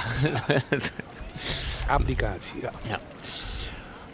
Lucas Bouma, dit hele vast seizoen al aardig sterk zielt. Daar waar ik meer van verwachtte. Een zieltje, ik wat in de achterhoede. Maar er nog een man die het meer wien nodig had. Ach, het moet in het begin hier ik een beetje in maai zitten. En als de situatie krijgen hast. En de komst net zo goed uit de startblokken. Ja, dan bleef ik zitten. Maar het is inderdaad een vrij grut scootje.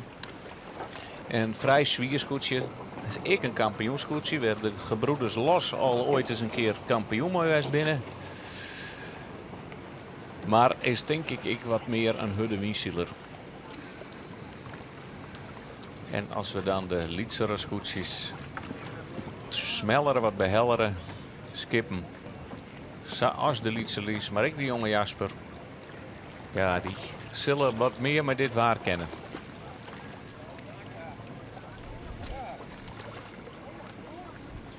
Als we trouwens de tijd opnam, wanneer ben wij losgegaan?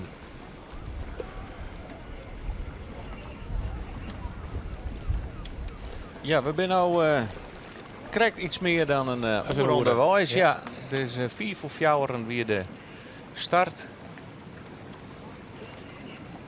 Dus een uur onderwijs. En hoe lang hebben we nog terug? Het mag nog een uur, maar zal de commissie zo lang teruggaan?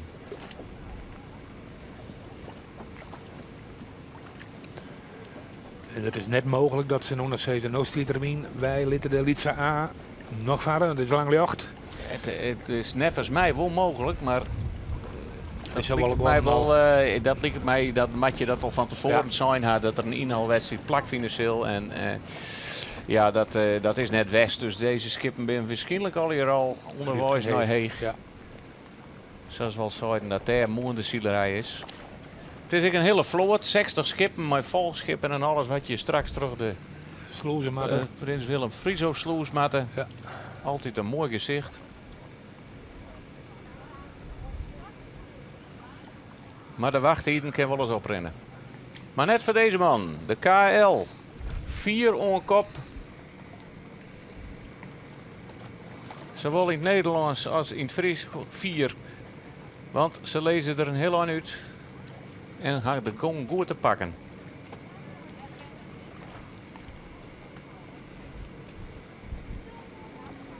Ja, konden we verleden weekend maar de track en trace dan mooi de tijdsverschil tot Ja. op een seconde. Sjenlitten, ja, dat kennen we. Dat moeten we nou de hele tijd maar een beetje inschatten. En ik elke tonnen hè, op de app van de SKS wat bijhouden waard. Het is Dat zal een kwestie van tijd werden dan zal de IFK's dat ik wel aan. nou, ze gaan we het al dienen. Alleen het is ik kost nog wel plaatje, een kostbare zaak. En ja. Dan moeten er nog wat meer sponsors op staan, denk ik wel. En dan zorgen we nou eens een keer net in het Tjenlicht aan, maar mooi in de witte zeilen van Arnold Venema. En daarachter nog hegertje in de dik aan Tony Brundel. En dat zullen de noemers 3 en 4 ongeveer wezen.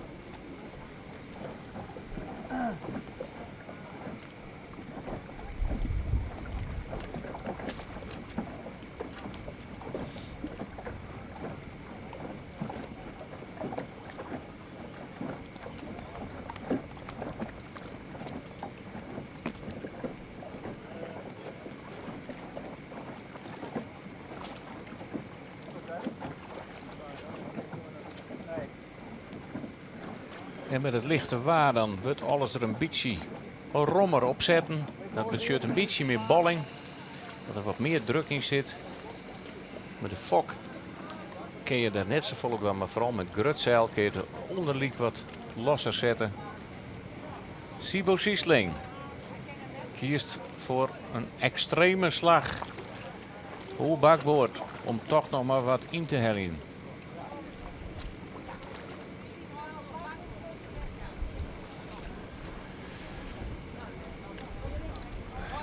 De koprenner.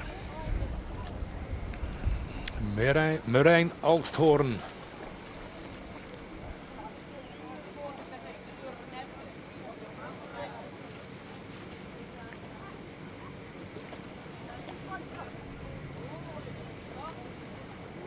Nou, Sietse Broersma zit er toch nog heel mooi bij, hè. Hij mat natuurlijk nog wel een eindje, maar dat gat is zeker net volle groter worden. Krijgen we dan ook nog een strijd om het eerste en tweede plakje. Dat zou prachtig wezen.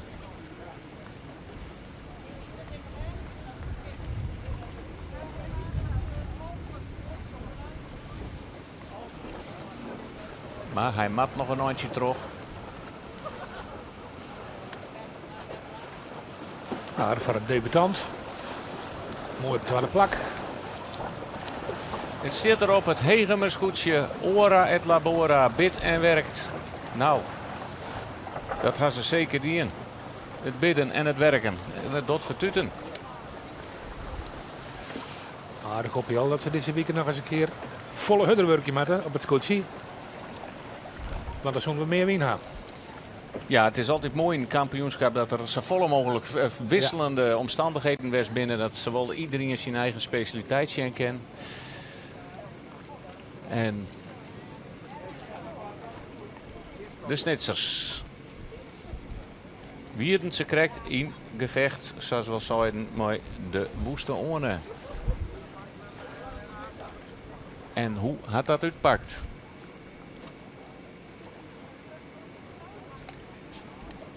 Voor eerst is dat voor deze twee is dat goed uitpakt. Het is Tom Brundel. En Tom Brundel ziet er al voor.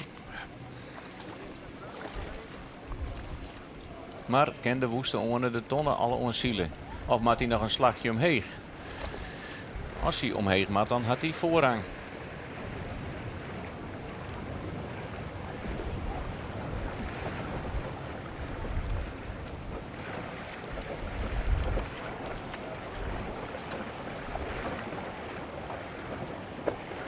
Volgens mij dat gat wat grutter worden. Tussen de nummers 1 en 2.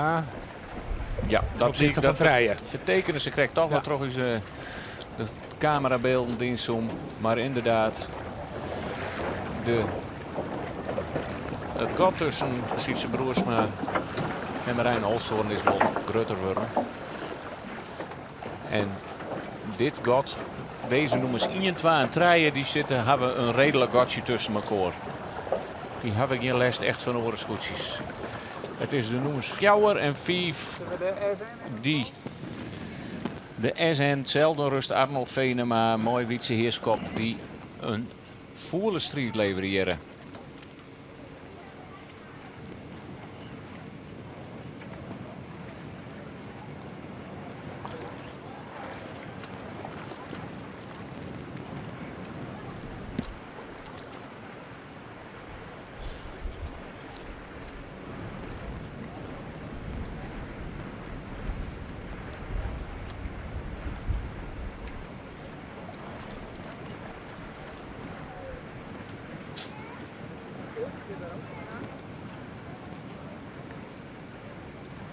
We sjokken dus de zeldenrust van Arnold Venema.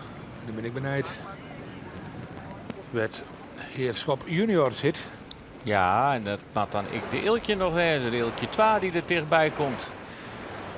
Dan wordt dat een spannend. Zij binnen wat rommerzielt waarschijnlijk. Ja, dat wordt al jongen. Ken dit.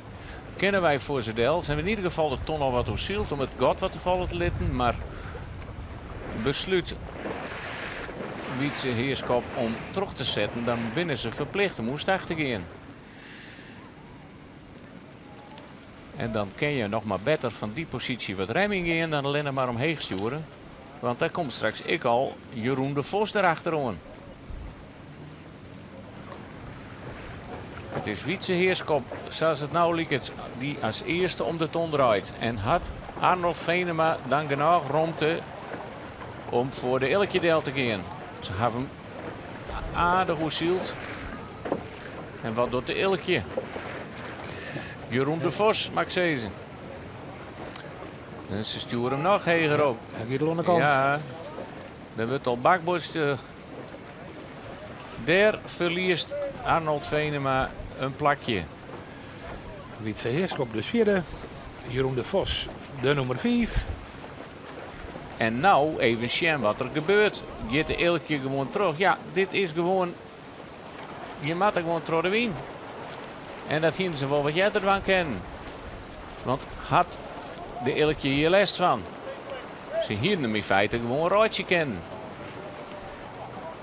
Dan lees je helemaal stil. Want ja, dit is volledig reglementair. Zij willen gewoon net dat straks Arnold Venema boven hun tuig uitkomt. En dwingen hem even terug de wien.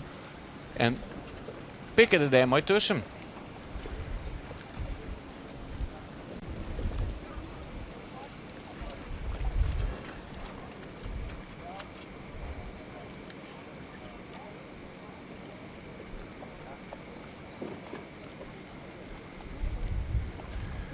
De elkje dus maar Jeroen de Vos op het 5e plak.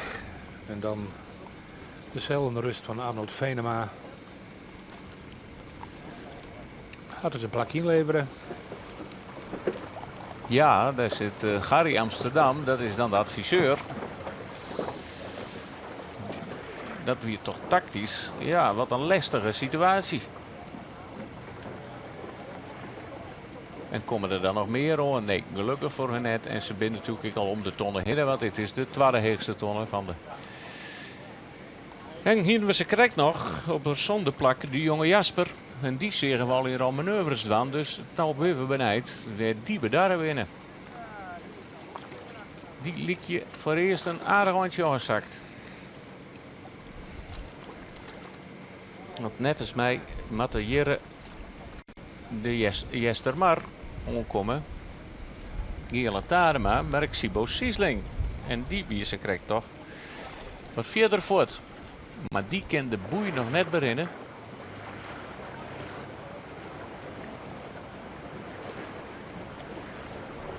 En daar boppen zit waarschijnlijk dan nog de jonge Jasper. Ja. Maar dit is het dorp Jestermar.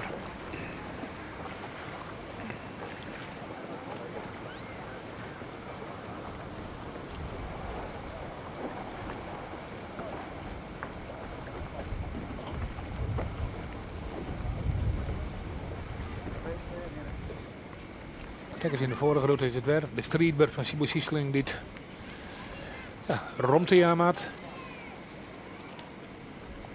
Ja, en ik, de jonge Jasper, wordt nou alweer omheen gedwongen. En de scheidsrechter ziet het ik onkom. En hier ze al tro de wien. Ja, ze gaan tro de wien.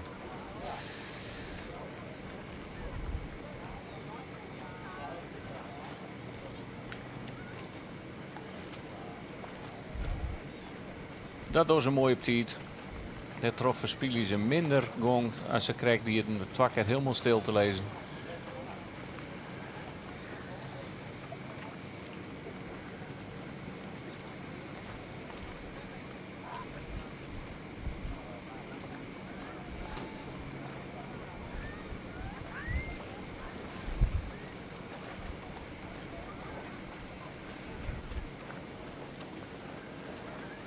Jestermar dus een zonde.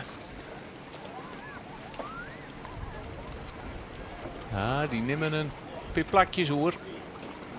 En die jonge Jasper, die verliest je aardig.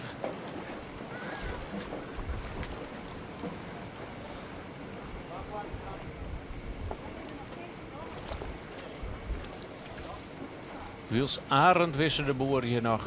Heegoende wien opkrust. Naar de bopperste ton. Nou, jongen, ja.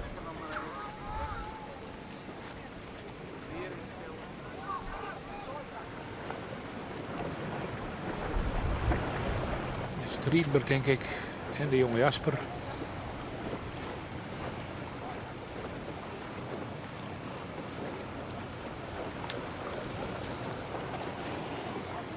En daar is Klaas Cuperus bleun, want die ziet er ze krijgt ik nog wel aardig bij.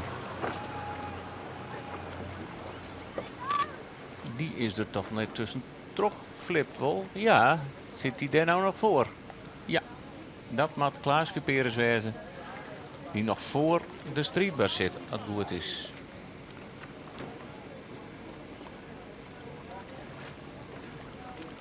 Ja, Ja. die hier even mist.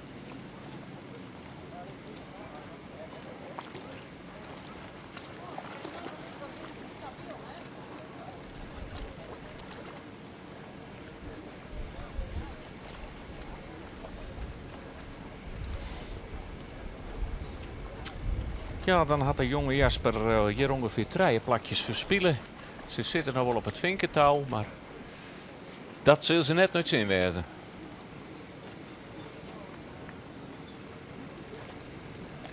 Duurtentus handhaaft zijn positie om een halve plak.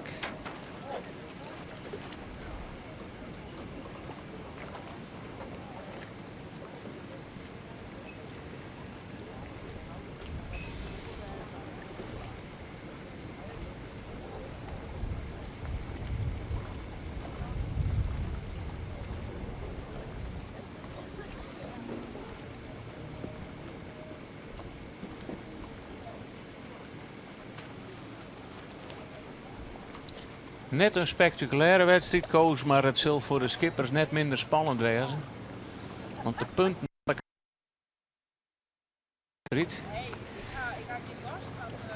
Arend Wisse de Boer. Mooi het wapen van de Gediek in de zeil.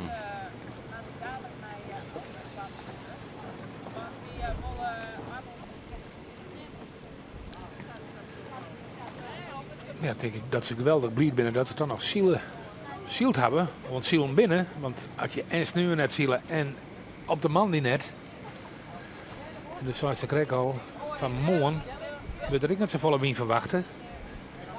Nee, en dan zitten we dan meer op binnenwetter natuurlijk. Ja, de Lietse A die had nou al 2 wedstrijden mis, ja. Dus dat wordt nog een hele inhaalrace.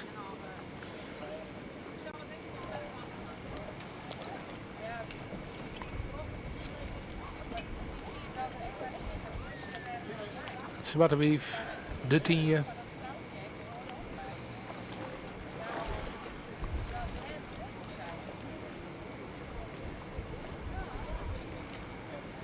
Waar is Sikke Heerschop bleun? Komt die daar nou pas aan?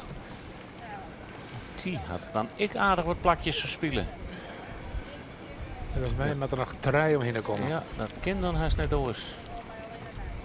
Lucas Bauma, daar nog achter. En daar is Sikke Heerschop. Ja, die ziet ze krijgt toch wat heger. Walter de Vries, die maat heb je mij ik nog komen.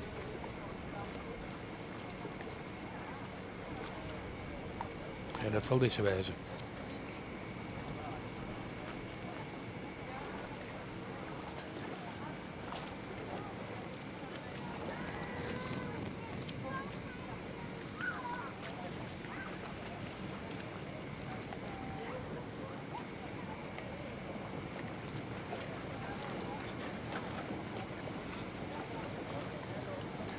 Ja, de goede verwachting.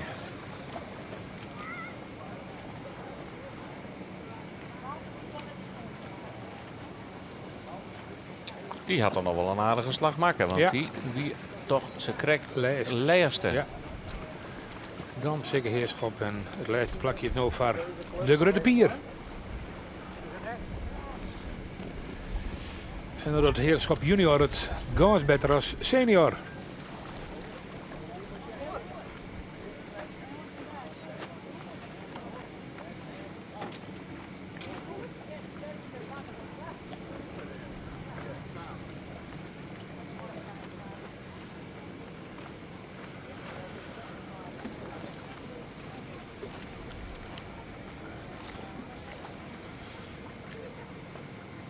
Benijd wat razen op de Nautilus. Het startskip dienen we het.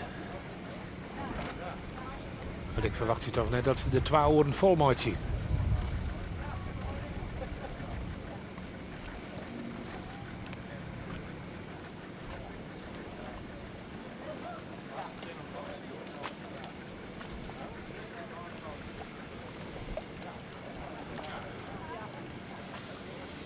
Ja, ze mooien tot 6 uur starten. Nou ja, finishen de mooi dan officieel nog letter. En dat ben we nog net. Dus officieel, het kan nog even terug in. De wien is ik nog redelijk constant. Zowel in kracht als uit de hoeken die komt.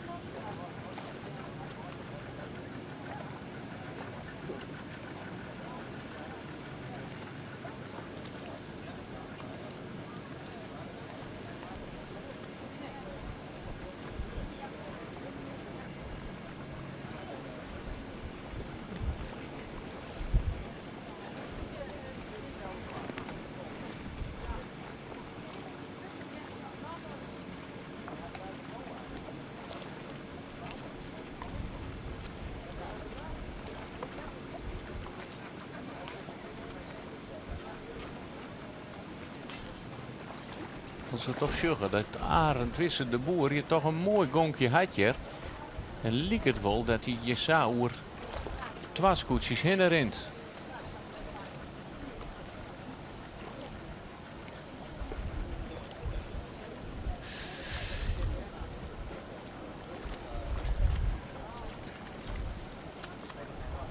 Ja, en dan zullen we erachterin al de eerste naar de bovenste tonnen komen. Wils Lucas Bouwman nou pas om de bovenste tonnen komt. En dan kun je haast een rondje inhellen worden al. Maar we dus net verriefelen laten door de camerabeelden dat het gewoon aardig inzoomt is. Maar het gat wordt al heel tijd groter hier. Tussen de nummer lijst en de nummer 1.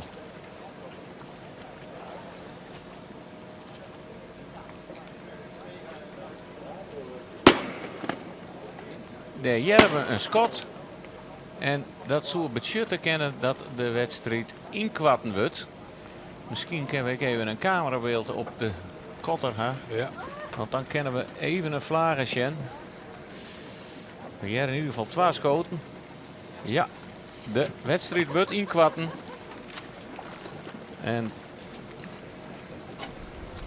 nou, de parasol dat betekent niks. Maar de witte, en het is net zo slim om dat nou voor die vlaggen te hingen, maar de wiet mooi blauwe betekent dat we straks hier finishing in bij de bopperste boei.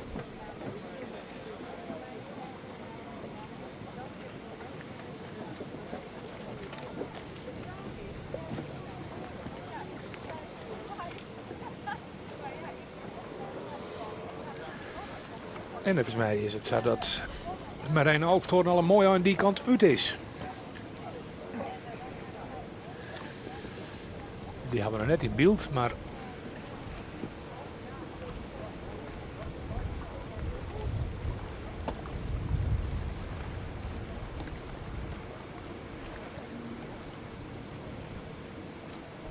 die zit daar Ja. helemaal bij de dik.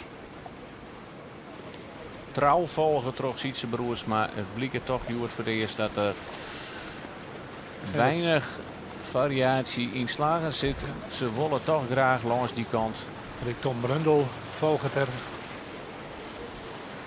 hetzelfde paard.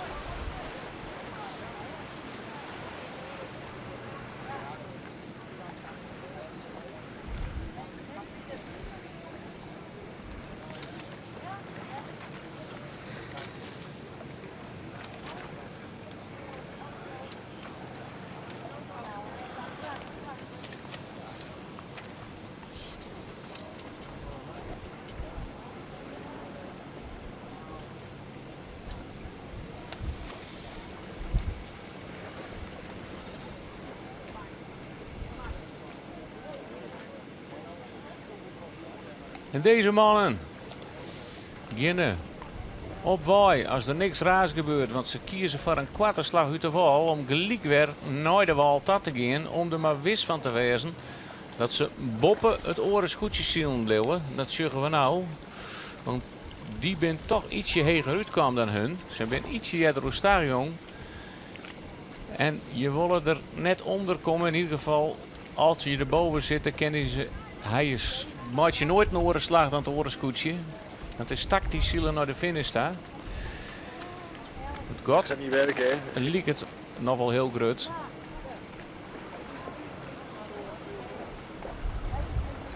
En ja, ze draaien precies in de wind van het orenskoetje. Maar het gaat is wel lietser worden, volgens mij. Het liep het inderdaad. Ziet zijn broers maar er ziet dichterbij zit. Die is er dichterbij. Dat is helemaal, klopt helemaal, Koos. Maar het scootje wordt dus Vlienier 2 keer winst pakte in het eindklassement 8e waard. Het lijkt erop dat ze hier op Starum de winst pakken zullen. En dan zou voor Marijn Alsthoorn maar de Emanuel. En mooi om te zien. Skipper strak vooruit, adviseer strak achteruit. Om precies te zien wat er met de wien gebeurt voor. Maar wat het orenskoetje doet. Want plaatst, ziet zijn broers maar nou nog een aanval. Of zielen ze al op de bovenste toon hoor. Kan ik me haast net voorstellen. Daar zal nog een slagje omheen maken worden.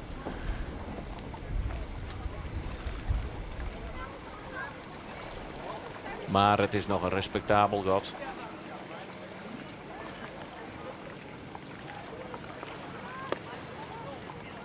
Zijn mooi hield. Deze beide scootjes. En de Emanuel. Hij nam voor de dadelijks de kop. En volgens mij stiet er hem net meer aan.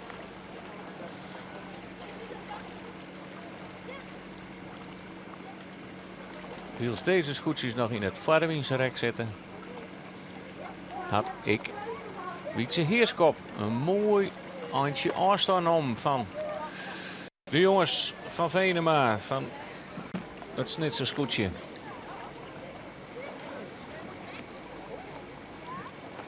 Tony Brundel is nog weer volle heger op Stutsen, maar die had misschien wat meters te volle maken, want deze zielen nou al aardig strak op die boei hoor.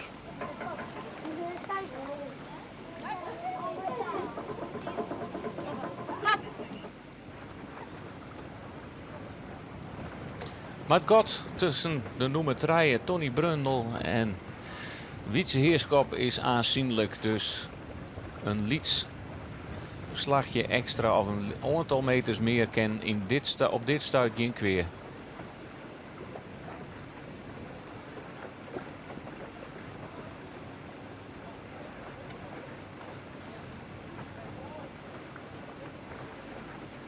Maar ik zei, zak je er nou toch wat onderuit?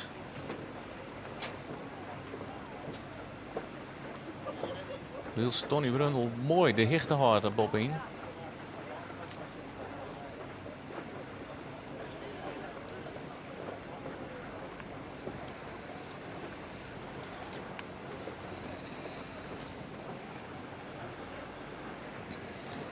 Maar zij weten zeker dat ze net de volle meters maatje.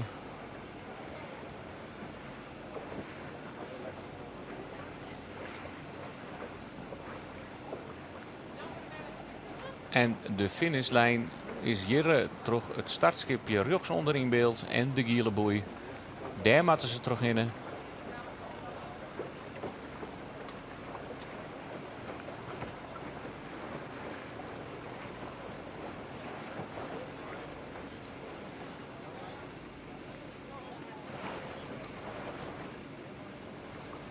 En dan wordt het een hele kalme overwinning van de eerste nummer 1, 2 en 3. En het wordt lange wacht zien voordat de laatste binnen is. Want Lucas Bauma in dit geval. Die zeggen we ze krijgt nog. Door het shot wat oors weer. Maar de Emanuel nog onderwijs. Die maar dus nog zit in het vorige rak nog.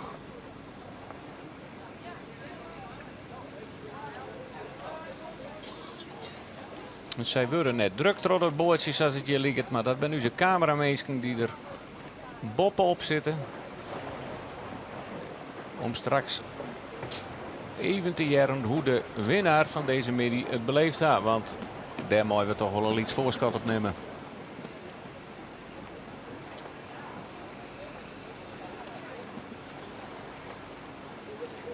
Er wordt al net meer achterom, jongen. Zo zeker ben ze van hun zaak.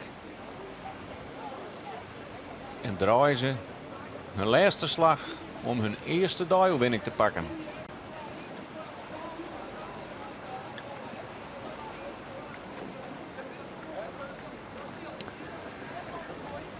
Dan nog dik oorloer de Sielt.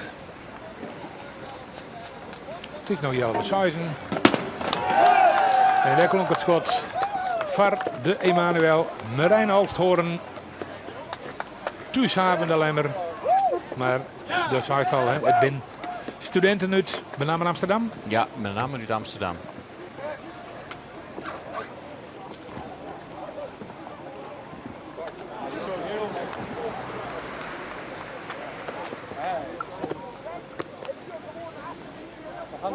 En het zal heel lang maar worden dan. Komt ik de Ora et Labora binnen van Sietse Broersma. Debutant.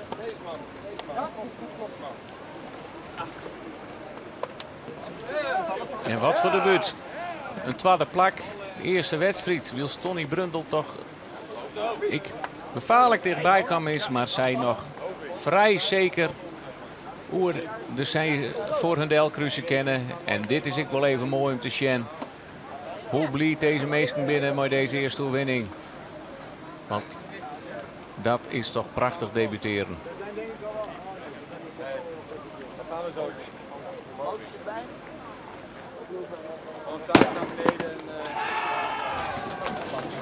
De blijdschap is duidelijk.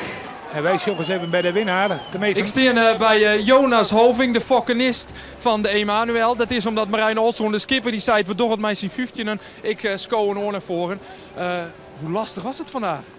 Het was lastig. Het wachten was vooral lastig. De wedstrijd zelf is natuurlijk altijd een uitdaging, verandert niet. Maar als je lang op het water ligt, het is stil, het wachten, je moet op een gegeven moment ook in die focus blijven. En dat is uitdagend, maar ja, het is gelukt, gelukkig uiteindelijk.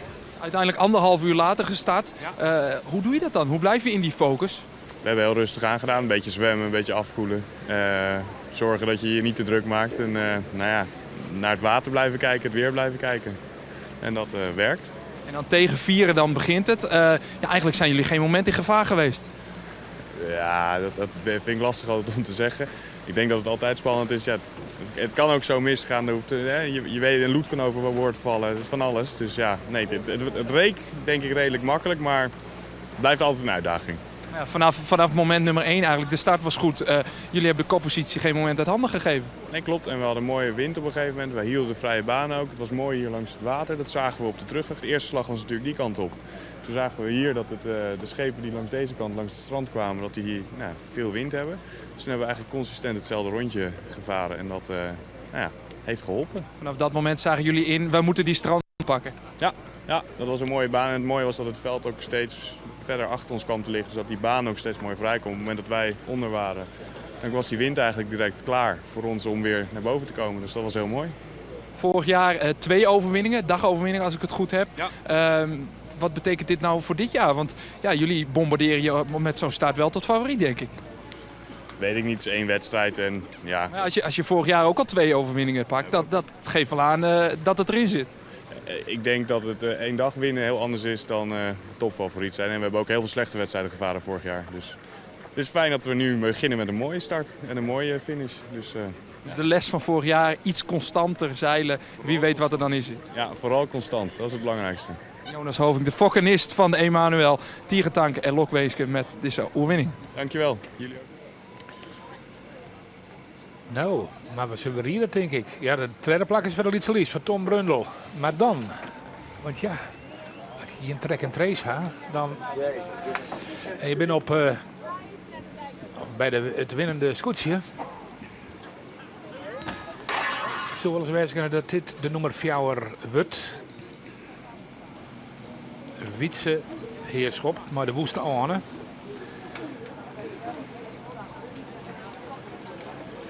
Dus 1 de Emanuel, maar Marijn Alstoorn. Tweede, Sietse Broersma, maar de Ora et Labora. Op de derde plak, Tony Brundel, met de Lietse Lies.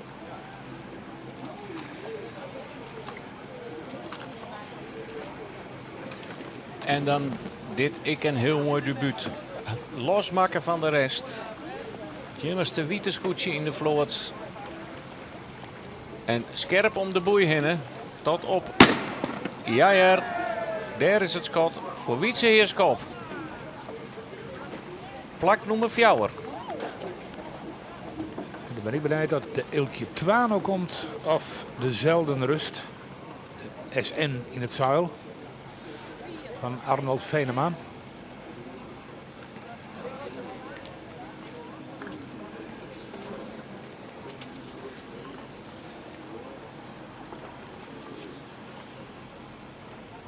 Ja, dan is dat toch de Snitsers die daar krijgt boven de Ilkje uitkruisen. Die hebben toch dat plakje weer ompakt. Jeroen de Vos. Al heel lang mooi zield. Mooi de Ilkje 2.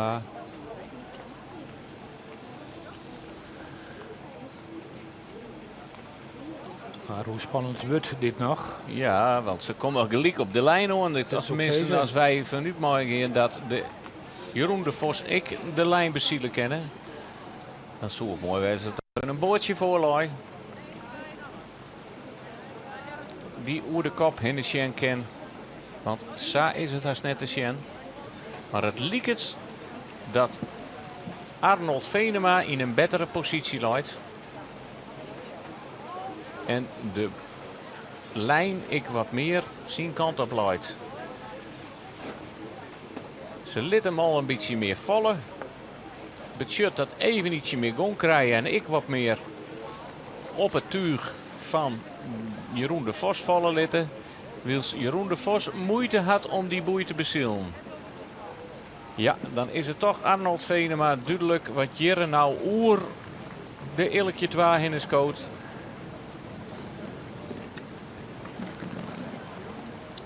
En die kennen we dan toch, al had het schot nou net klonken, op een 5e plakje noteren.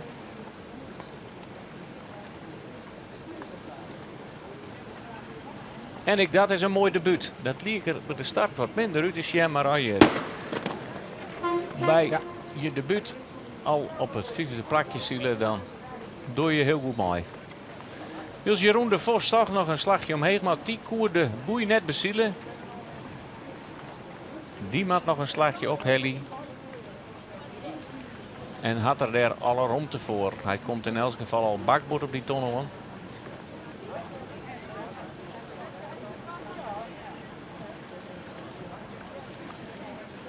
De kotten binnen grut tussen alle scootjes. Ja. Er zijn weinig hachelijke momenten hier op de lijn. Ze kennen, ik als hem net onkennen, nog rustig draaien. Het gaat heel beheerst al hier. Toch, we hebben het met Scott op Scott. Mooi dezelfde rust en Ilkje 2, maar dat is dus net zo. Nog een extra slagje. En dan het 6e plak voor Jeroen de Vos.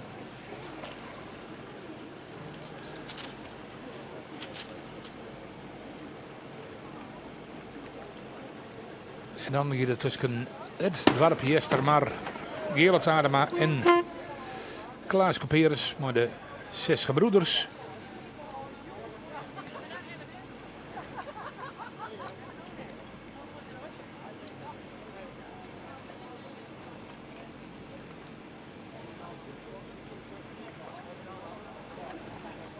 Wils de Jestermar een keer rustig op de finishal koerst. Gaan wij even net het Makkemerscootje in beeld met Klaas Couperus. Die mag dan ik nog ergens wezen.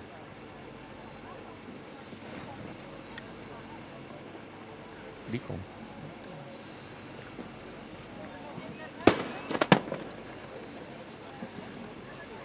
Het zondeplakje voor het dorp Jestermar. Gerald Adema.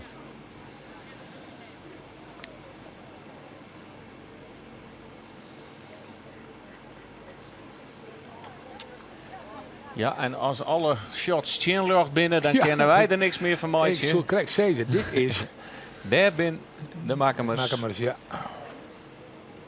De Striedber van Sibo Siesling. Daarachter. Maar dan denk ik dat Klaas Caperus nog maar eens zijn de kampioen van 2016 als 8e binnenkomt.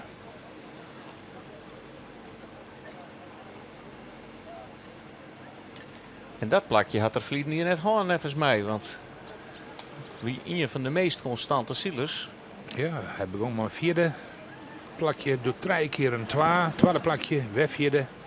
Toen had hij zijn aanloeken te pakken, 12e Ja, maar had er toch een min gewoon. en een Sande plakje.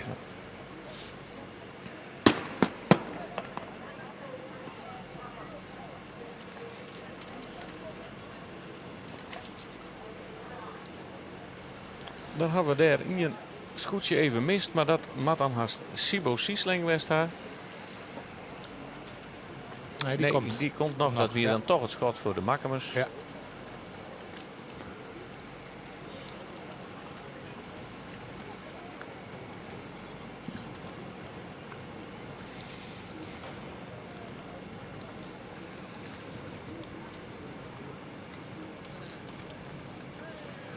De Striedber.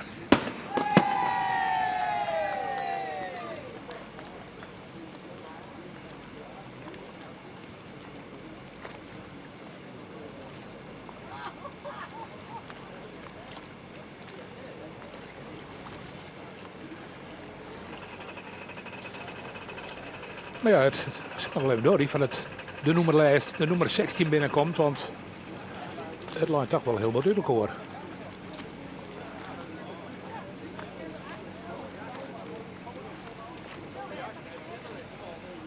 En dan liep het dat de jonge Jasper nog wat verder achteruit zak is. Dat ik de uit en thuis de jonge Jasper voorbijgongen is.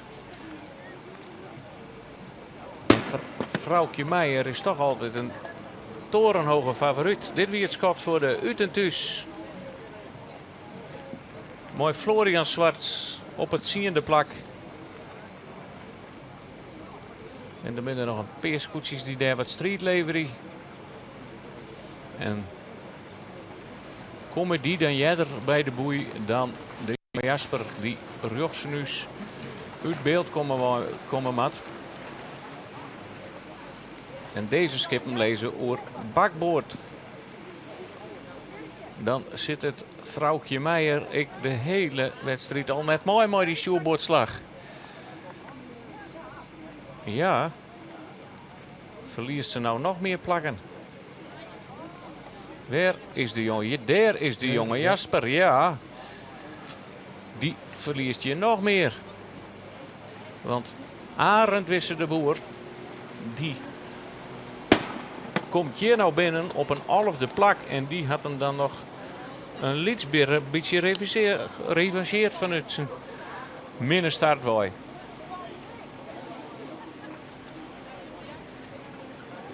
En kijk je dan wel 12e worden of slagen dat ik net?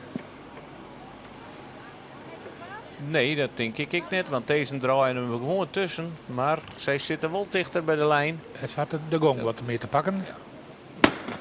Dat moet de jonge Jasper wezen. En die eindigt teleurstellend op een 12e plak. En dan krijgen we daar het zwarte wief. Ja, Hofstee, de 10e.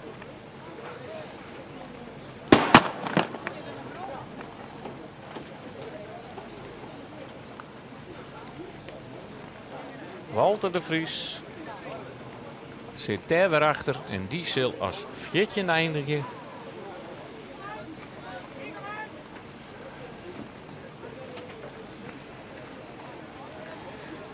Dan wordt Sikke Heerschop nimmer gewoon. De 15e. En rijdt ze de tonnen. Zwarte wief, ja, we hebben het fluitje al van de umpire. Die hebben je het nog net jet. Oei, oei, oei, oei, dan heb je de hele wedstrijd sap ploeter terug. lichte vlaagje wien in. En dan alsnog een keer de tonnen onder matten. Dan hebben we de zwarte wiever even tussenuit koos. Ja. Noem het tredje. Dan wordt Walter de Vries. Wordt tredje. Ja, dan moet je ik maar net driegen als tredje om de tonnen heen te komen. Dan rob je het ongeluk op je oor. Liet het wel voor Jaap Hofstee en zijn bemanning. Dit zal de wilde wietse wezen niet meer gewoon. Mooi. Sikke heerschop. Ja.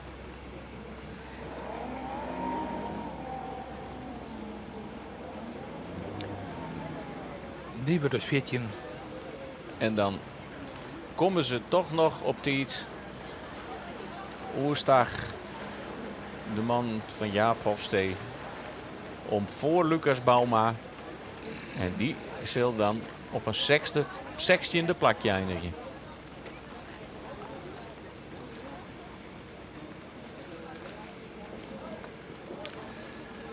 Het zwarte wiever dus van Jaap Hofstee.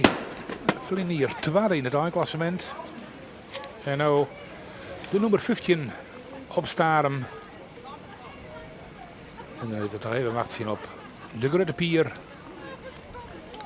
van Lucas Bauma. En dan de kop draaien wat de grote A-klasse onbelangrijk bij de IFK's.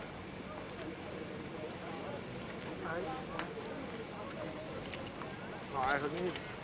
Net een spectaculaire wedstrijd, maar reglementair een goede wedstrijd, maar constante win. Dus toch voor alle skippen dezelfde omstandigheden. En wij konden er even in komen. Maar een eigenheid.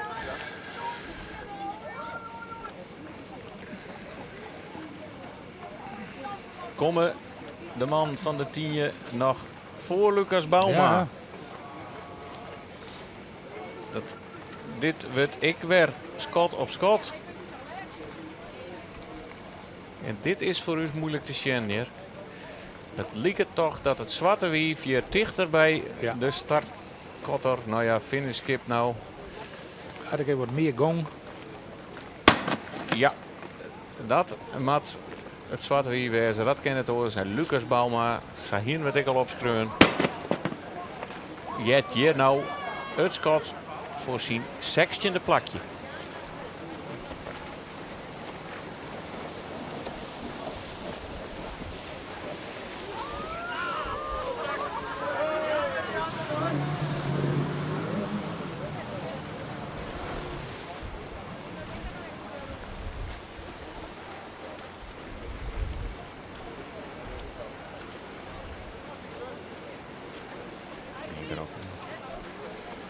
De winnaar is bekend dus.